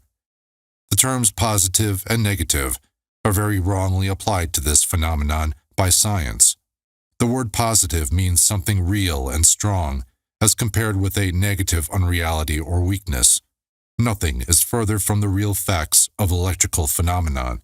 The so-called negative pole of the battery is really the pole in and by which the generation or production of new forms and energies is manifested. There is nothing negative about it. The best scientific authorities now use the word cathode in place of negative, the word cathode coming from the Greek root meaning descent, the path of generation, etc. From the cathode pole emerged the swarm of electrons or corpuscles. From the same pole emerge those wonderful rays which have revolutionized scientific conceptions during the past decade. The cathode pole is the mother of all of the strange phenomena which have rendered useless the old textbooks, and which have caused many long-accepted theories to be relegated to the scrap pile of scientific speculation. The cathode or negative pole is the mother principle of electrical phenomena and of the finest forms of matter as yet known to science. So you see, we are justified in refusing to use the term negative in our consideration of the subject and insisting upon substituting the word feminine for the old term. The facts of the case bear us out in this, without taking the Hermetic teachings into consideration. And so we shall use the word feminine in the place of negative in speaking of that pole of activity. The latest scientific teachings are that the creative corpuscles or electrons are feminine. Science says they are composed of negative electricity. We say they are composed of feminine energy. A feminine corpuscle becomes detached from, or rather leaves, a masculine corpuscle and starts on a new career. It actively seeks a union with a masculine corpuscle, being urged thereto by the natural impulse to create new forms of matter or energy. One writer goes so far as to use the term, it at once seeks, of its own volition, a union, etc. This detachment and uniting form the basis of the greater part of the activities of the chemical world. When the feminine corpuscle unites with the masculine corpuscle, a certain process is begun. The feminine particles vibrate rapidly under the influence of the masculine energy and circle rapidly around the latter. The result is the birth of a new atom. This new atom is really composed of a union of the masculine and feminine electrons, or corpuscles. But when the union is formed, the atom is a separate thing, having certain properties, but no longer manifesting the property of free electricity. The process of detachment or separation of the feminine electrons is called ionization. These electrons or corpuscles are the most active workers in nature's field. Arising from their unions or combinations, manifest the varied phenomena of light, heat, electricity, magnetism, attraction, repulsion, chemical affinity, and the reverse, and similar phenomena. And all this arises from the operation of the principle of gender on the plane of energy. The part of the masculine principle seems to be that of directing a certain inherent energy toward the feminine principle, and thus starting into activity the creative processes. But the feminine principle is the only one always doing the act of creative work, and this is so on all planes. and yet each principle is incapable of operative energy without the assistance of the other. In some of the forms of life, the two principles are combined in one organism. For that matter, everything in the organic world manifests both genders. There is always the masculine present in the feminine form, and the feminine form present in the masculine. The Hermetic teachings include much regarding the operation of the two principles of gender, in the production and manifestation of various forms of energy, etc., but we do not deem it expedient to go into detail regarding the same at this point, because we are unable to back up the same with scientific proof, for the reason that science has not yet progressed thus far. But the example we have given you of the phenomena of the electrons or corpuscles will show you that science is on the right path, and will also give you a general idea of the underlying principles. Some leading scientific investigators have announced their belief that in the formation of crystals, there was to be found something that corresponded to sex activity, which is another straw showing the direction the scientific winds are blowing. And each year will bring other facts to corroborate the correctness of the Hermetic principle of gender. It will be found that gender is in constant operation and manifestation in the field of inorganic matter, and in the field of energy or force. Electricity is now generally regarded as the something into which all other forms of energy seem to melt or dissolve. The electrical theory of the universe is the latest scientific doctrine and is growing rapidly in popularity and general acceptance, and it thus follows that if we are able to discover in the phenomena of electricity, even at the very root and source of its manifestations, a clear and unmistakable evidence of the presence of gender and its activities, we are justified in asking you to believe that science at last has offered proofs of the existence in all universal phenomena of that great Hermetic principle, the principle of gender. It is not necessary to take up your time with the well-known phenomena of the attraction and repulsion of the atoms, chemical affinity, the loves and hates of the atomic particles, the attraction or cohesion between the molecules of matter. These facts are too well known to need extended comment from us. But have you ever considered that all of these things are manifestations of the gender principle? Can you not see that the phenomena is on all fours with that of the corpuscles or electrons? And more than this, can you not see the reasonableness of the Hermetic teachings, which assert that the very law of gravitation, that strange attraction by reason of which all particles and bodies of matter in the universe tend toward each other, is but another manifestation of the principle of gender, which operates in the direction of attracting the masculine to the feminine energies, and vice versa? We cannot offer you scientific proof of this at this time, but examine the phenomena in the light of the Hermetic teachings on the subject, and see if you have not a better working hypothesis than any offered by physical science. Submit all physical phenomena to the test, and you will discern the principle of gender ever in evidence. Let us now pass on to a consideration of the operation of the principle on the mental plane. Many interesting features are there awaiting examination.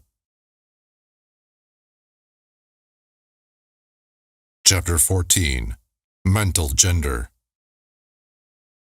Students of psychology who have followed the modern trend of thought along the lines of mental phenomena are struck by the persistence of the dual mind idea, which has manifested itself so strongly during the past 10 or 15 years, and which has given rise to a number of plausible theories regarding the nature and constitution of these two minds. The late Thomson J. Hudson attained great popularity in 1893 by advancing his well-known theory of the objective and subjective minds, which he held existed in every individual. Other writers have attracted almost equal attention by the theories regarding the conscious and subconscious minds, the voluntary and involuntary minds, the active and passive minds, etc., etc. The theories of the various writers differ from each other, but there remains the underlying principle of the duality of mind. The student of the Hermetic philosophy is tempted to smile when he reads and hears of these many new theories regarding the duality of mind, each school adhering tenaciously to its own pet theories, and each claiming to have discovered the truth. The student turns back the pages of occult history, and away back in the dim beginnings of occult teachings, he finds references to the ancient Hermetic doctrine of the principle of gender on the mental plane, the manifestation of mental gender. And examining further, he finds that the ancient philosophy took cognizance of the phenomenon of the dual mind and accounted for it by the theory of mental gender. This idea of mental gender may be explained in a few words to students who are familiar with the modern theories just alluded to. The masculine principle of mind corresponds to the so-called objective mind, conscious mind, voluntary mind, active mind, etc. And the feminine principle of mind corresponds to the so-called subjective mind, subconscious mind, involuntary mind, passive mind, etc. Of course, the Hermetic teachings do not agree with the many modern theories regarding the nature of these two phases of mind, nor does it admit many of the facts claimed for the two respective aspects, some of the said theories and claims being very far-fetched and incapable of standing the test of experiment and demonstration. We point to the phases of agreement merely for the purpose of helping the student to assimilate his previously acquired knowledge with the teachings of the Hermetic philosophy. Students of Hudson will notice the statement at the beginning of his second chapter of The Law of Psychic Phenomena that the mystic jargon of the Hermetic philosophers discloses the same general idea, i.e., the duality of mind. If Dr. Hudson had taken the time and trouble to decipher a little of the mystic jargon of the Hermetic philosophy, he might have received much light upon the subject of the dual mind. But then, perhaps, his most interesting work might not have been written. Let us now consider the Hermetic teachings regarding mental gender. The Hermetic teachers impart their instruction regarding this subject by bidding their students examine the report of their consciousness regarding their self. The students are bidden to turn their attention inward upon the self dwelling within reach. Each student is led to see that his consciousness gives him first a report of the existence of his self. The report is, I am. This at first seems to be the final words from the consciousness, but a little further examination discloses the fact that this I am may be separated or split into two distinct parts or aspects, which while working in unison and in conjunction, yet nevertheless may be separated in consciousness. While at first there seems to be only an I existing, a more careful and closer examination reveals the fact that there exists an I and a me. These mental twins differ in their characteristics and nature, and an examination of their nature and the phenomena arising from the same will throw much light upon many of the problems of mental influence. Let us begin with the consideration of the me, which is usually mistaken for the I by the student, until he presses the inquiry a little further back into the recesses of consciousness. A man thinks of his self, in its aspect of me, as being composed of certain feelings, tastes, likes, dislikes, habits, peculiar ties, characteristics, etc., all of which go to make up his personality, or the self, known to himself and others. He knows that these emotions and feelings change, are born and die away, are subject to the principle of rhythm and the principle of polarity, which take him from one extreme of feeling to another. He also thinks of the me as being certain knowledge gathered together in his mind, and thus forming a part of himself. This is the me of a man. But we have proceeded too hastily. The me of many men may be said to consist largely of their consciousness of the body and their physical appetites, etc. Their consciousness being largely bound up with their bodily nature, they practically live there. Some men even go so far as to regard their personal apparel as part of their me, and actually seem to consider it a part of themselves. A writer has humorously said that men consist of three parts: soul, body, and clothes. These clothes-conscious people would lose their personality if divested of their clothing by savages upon the occasion of a shipwreck. But even many who are not so closely bound up with the idea of personal raiment stick closely to the consciousness of their bodies being their me. They cannot conceive of a self independent of the body. Their mind seems to them to be practically a something belonging to their body, which in many cases it is indeed. But as man rises in the scale of consciousness, he is able to disentangle his me from his idea of body, and is able to think of his body as belonging to the mental part of him. But even then, he is very apt to identify the me entirely with the mental states, feelings, etc., which he feels to exist within him. He is very apt to consider these internal states as identical with himself, instead of their being simply things produced by some part of his mentality, and existing within him, of him and in him, but still not himself. He sees that he may change these internal states of feelings by all effort of will, and that he may produce a feeling or state of an exactly opposite nature, in the same way, and yet the same me exists. And so after a while he is able to set aside these various mental states, emotions, feelings, habits, qualities, characteristics, and other personal mental belongings. He is able to set them aside in the not me collection of curiosities and encumbrances, as well as valuable possessions. This requires much mental concentration and power of mental analysis on the part of the student. But still, the task is possible for the advanced student, and even those not so far advanced are able to see, in the imagination, how the process may be performed. After this laying aside process has been performed, the student will find himself in conscious possession of a self, which may be considered in its I and me dual aspects. The me will be felt to be a something mental in which thoughts, ideas, emotions, feelings, and other mental states may be produced.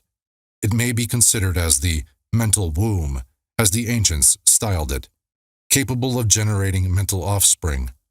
It reports to the consciousness as a me with latent powers of creation and generation of mental progeny of all sorts and kinds.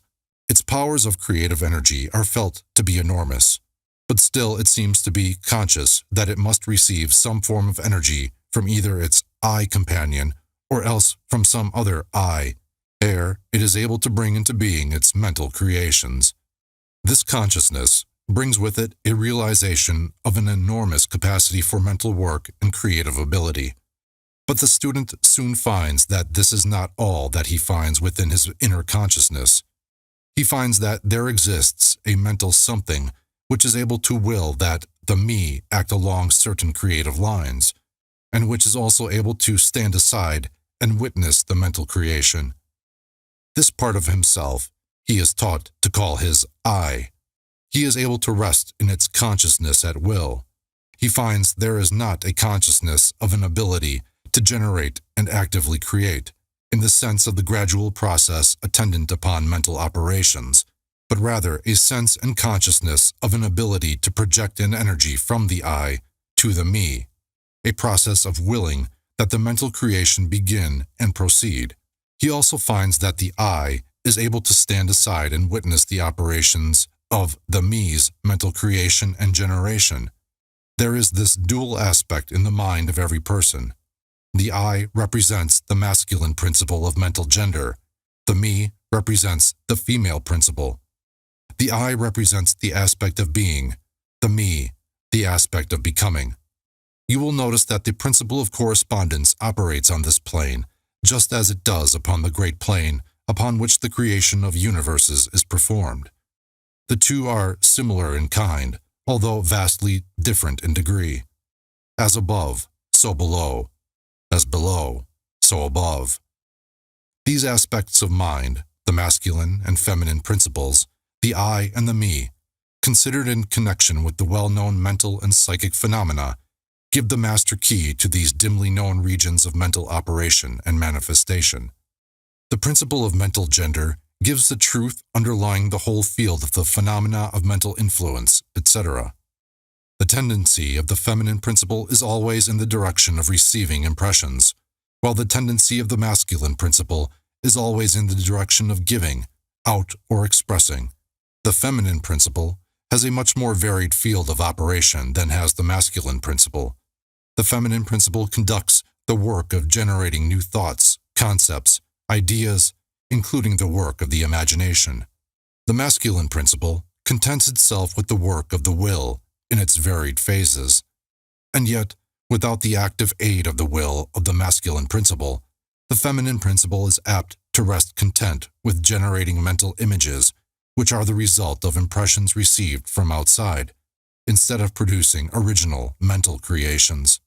Persons who can give continued attention and thought to a subject actively employ both of the mental principles, the feminine in the work of the mental generation, and the masculine will in stimulating and energizing the creative portion of the mind.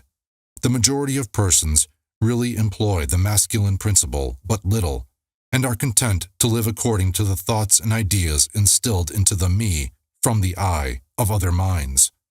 But it is not our purpose to dwell upon this phase of the subject, which may be studied from any good textbook upon psychology, with the key that we have given you regarding mental gender. The student of psychic phenomena is aware of the wonderful phenomena classified under the head of telepathy, thought transference, mental influence, suggestion, hypnotism, etc. Many have sought for an explanation of these varied phases of phenomena under the theories of the various dual mind teachers, and in a measure they are right, for there is clearly a manifestation of two distinct phases of mental activity. But if such students will consider these dual minds in the light of the Hermetic teachings regarding vibrations and mental gender, they will see that the long sought-for key is at hand. In the phenomena of telepathy, it is seen how the vibratory energy of the masculine principle is projected toward the feminine principle of another person, and the latter takes the seed thought and allows it to develop into maturity. In the same way, suggestion and hypnotism operates. The masculine principle of the person giving the suggestions directs a stream of vibratory energy or willpower toward the feminine principle of the other person, and the latter, accepting it, makes it its own and acts and thinks accordingly. An idea thus lodged into the mind of another person grows and develops, and in time is regarded as the rightful mental offspring of the individual, whereas it is in reality like the cuckoo egg placed in the sparrow's nest, where it destroys the rightful offspring and makes itself at home.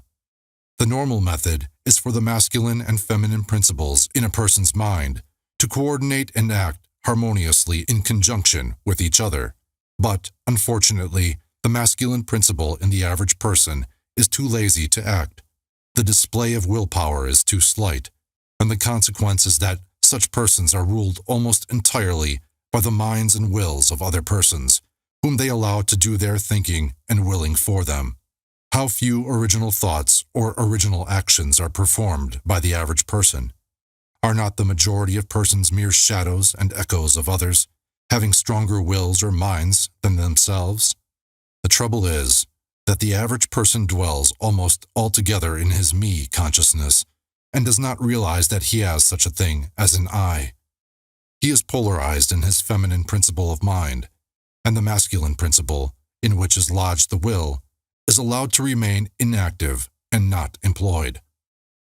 The strong men and women of the world invariably manifest the masculine principle of will, and their strength depends materially upon this fact. Instead of living upon the impressions made upon their minds by others, they dominate their own minds by their will, obtaining the kind of mental images desired, and moreover, dominate the minds of others likewise in the same manner. Look at the strong people, how they manage to implant their seed thoughts in the minds of the masses of the people, thus causing the latter to think thoughts in accordance with the desires and wills of the strong individuals. This is why the masses of people are such sheep-like creatures, never originating an idea of their own, nor using their own powers of mental activity. The manifestation of mental gender may be noticed all around us in everyday life. The magnetic persons are those who are able to use the masculine principle in the way of impressing their ideas upon others. The actor, who makes people weep or cry as he wills, is employing this principle. And so is the successful orator, statesman, preacher, writer, or other people who are before the public attention. The peculiar influence exerted by some people over others is due to the manifestation of mental gender, along the vibrational lines above indicated. In this principle lies the secret of personal magnetism, personal influence, fascination, etc., as well as the phenomena generally grouped under the name of hypnotism. The student who has familiarized himself with the phenomena, generally spoken of as psychic, will have discovered the important part played in the said phenomena by that force which science has styled suggestion, by which term is meant the process or method whereby an idea is transferred to or impressed upon the mind of another, causing the second mind to act in accordance therewith. A correct understanding of suggestion is necessary in order to intelligently comprehend the varied physical phenomena which suggestion underlies, but, still more, is a knowledge of vibration and mental gender necessary for the student of suggestion, for the whole principle of suggestion depends upon the principle of mental gender and vibration. It is customary for the writers and teachings of suggestion to explain that it is the objective or voluntary mind which make the mental impression or suggestion upon the subjective or involuntary mind. But they do not describe the process or give us any analogy in nature whereby we may more readily comprehend the idea.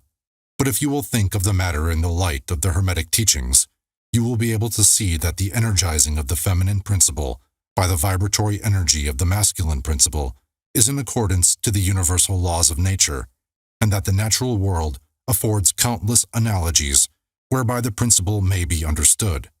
In fact, the Hermetic teachings show that the very creation of the universe follows the same law, and that in all creative manifestations, upon the planes of the spiritual, the mental, and the physical, there is always in operation this principle of gender, this manifestation of the masculine and the feminine principles. As above, so below, as below, so above. And more than this, when the principle of mental gender is once grasped and understood, the varied phenomena of psychology at once becomes capable of intelligent classification and study, instead of being very much in the dark. The principle works out in practice because it is based upon the immutable universal laws of life. We shall not enter into an extended discussion of, or description of, the varied phenomena of mental influence or psychic activity. There are many books, many of them quite good, which have been written and published on this subject of late years. The main facts stated in these various books are correct, although the several writers have attempted to explain the phenomena by various pet theories of their own. The student may acquaint himself with these matters, and by using the theory of mental gender, he will be able to bring order out of the chaos of conflicting theory and teachings, and may, moreover, readily make himself a master of the subject if he be so inclined. The purpose of this work is not to give an extended account of psychic phenomena, but rather to give the student a master key, whereby he may unlock the many doors leading into the parts of the temple of knowledge, which he may wish to explore. We feel that in this consideration of the teachings of the Kybalion, one may find an explanation which will serve to clear away many perplexing difficulties, a key that will unlock many doors. What is the use of going into detail regarding all of the many features of psychic phenomena and mental science, provided we place in the hands of the student the means whereby he may acquaint himself fully regarding any phase of the subject which may interest him? With the aid of the Kybalion, one may go through any occult library anew, the old light from Egypt, illuminating many dark pages and obscure subjects. That is the purpose of this book. We do not come expounding a new philosophy, but rather furnishing the outlines of a great, world-old teaching, which will make clear the teachings of others, which will serve as a great reconciler of differing theories and opposing doctrines.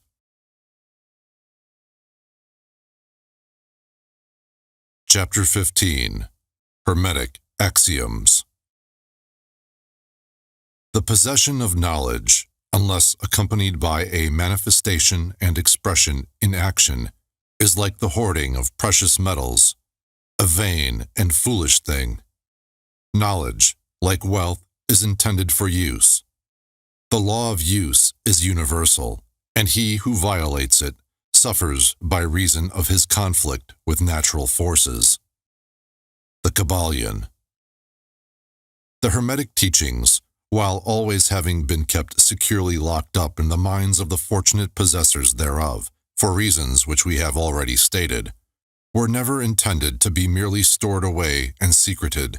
The law of use is dwelt upon in the teachings, as you may see by reference to the above quotation from the Kybalion, which states it forcibly. Knowledge without use and expression is a vain thing, bringing no good to its possessor or to the race. Beware of mental miserliness, and express it into action that which you have learned. Study the axioms and aphorisms, but practice them also. We give below some of the more important Hermetic axioms from the Kybalion, with a few comments added to each. Make these your own, and practice and use them, for they are not really your own until you have used them. To change your mood or mental state, change your vibration. The Kybalion. One may change his mental vibrations by an effort of will in the direction of deliberately fixing the attention upon a more desirable state. Will directs the attention, and attention changes the vibration. Cultivate the art of attention by means of the will, and you have solved the secret of the mastery of moods and mental states. To destroy an undesirable rate of mental vibration, put into operation the principle of polarity and concentrate upon the opposite pole to that which you desire to suppress. Kill out the undesirable by changing its polarity. The Kybalion. This is one of the most important of the Hermetic formulas. It is based upon true scientific principles. We have shown you that a mental state and its opposite were merely the two poles of one thing, and that by mental transmutation, the polarity might be reversed. This principle is known to modern psychologists, who apply it to the breaking up of undesirable habits by bidding their students concentrate upon the opposite quality. If you are possessed of fear, do not waste time trying to kill out fear, but instead, cultivate the quality of courage, and the fear will disappear. Some writers have expressed this idea most forcibly by using the illustration of the dark room. You do not have to shovel out or sweep out the darkness, but by merely opening the shutters and letting in the light, the darkness has disappeared.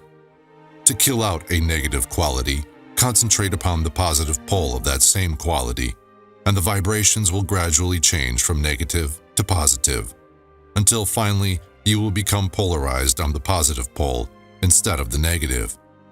The reverse is also true, as many have found out to their sorrow when they have allowed themselves to vibrate too constantly on the negative pole of things. By changing your polarity, you may master your moods, change your mental states, remake your disposition, and build up character. Much of the mental mastery of the advanced Hermetics is due to this application of polarity, which is one of the important aspects of mental transmutation. Remember the Hermetic axiom, quoted previously, which says, "Mind, as well as metals and elements, may be transmuted from state to state, degree to degree, condition to condition, pole to pole, vibration to vibration." The Kybalion. The mastery of polarization is the mastery of the fundamental principles of mental transmutation, or mental alchemy. For unless one acquires the art of changing his own polarity, he will be unable to affect his environment. An understanding of this principle will enable one to change his own polarity, as well as that of others, if he will but devote the time, care, study, and practice necessary to master the art. The principle is true, but the results obtained depend upon the persistent patience and practice of the student. Rhythm may be neutralized by an application of the art of polarization. The Kybalion. As we have explained in previous chapters, the Hermetists hold that the principle of rhythm manifests on the mental plane as well as on the physical plane. and that the bewildering succession of moods, feelings, emotions, and other mental states are due to the backward and forward swing of the mental pendulum, which carries us from one extreme of feeling to the other. The Hermetists also teach that the law of neutralization enables one, to a great extent, to overcome the operation of rhythm in consciousness. As we have explained, there is a higher plane of consciousness, as well as the ordinary lower plane, and the master, by rising mentally to the higher plane, causes the swing of the mental pendulum to manifest on the lower plane, and he, dwelling on his higher plane, escapes the consciousness of the swing backward. This is effected by polarizing on the higher self, and thus raising the mental vibrations of the ego above those of the ordinary plane of consciousness. It is akin to rising above a thing and allowing it to pass beneath you. The advanced Hermetist polarizes himself at the positive pole of his being, the I am pole, rather than the pole of personality, and by refusing and denying the operation of rhythm, raises himself above its plane of consciousness, and standing firm in his statement of being, he allows the pendulum to swing back on the lower plane, without changing his polarity. This is accomplished by all individuals who have attained any degree of self-mastery, whether they understand the law or not. Such persons simply refuse to allow themselves to be swung back by the pendulum of mood and emotion, and by steadfastly affirming the superiority, they remain polarized on the positive pole. The master, of course, attains a far greater degree of proficiency because he understands the law which he is overcoming by a higher law, and by the use of his will, he attains a degree of poise and mental steadfastness, almost impossible of belief on the part of those who allow themselves to be swung backward and forward by the mental pendulum of moods and feelings. Remember always, however, that you do not really destroy the principle of rhythm, for that is indestructible. You simply overcome one law by counterbalancing it with another, and thus maintain an equilibrium. The laws of balance and counterbalance are in operation on the mental as well as on the physical planes, and an understanding of these laws enables one to seem to overthrow laws, whereas he is merely exerting a counterbalance. Nothing escapes the principle of cause and effect, but there are many planes of causation, and one may use the laws of the higher to overcome the laws of the lower. The Kybalion. By an understanding of the practice of polarization, the Hermetists rise to a higher plane of causation and thus counterbalance the laws of the lower planes of causation. By rising above the plane of ordinary causes, they become themselves, in a degree, causes instead of being merely caused. By being able to master their own moods and feelings, and by being able to neutralize rhythm, as we have already explained, they are able to escape a great part of the operations of cause and effect on the ordinary plane.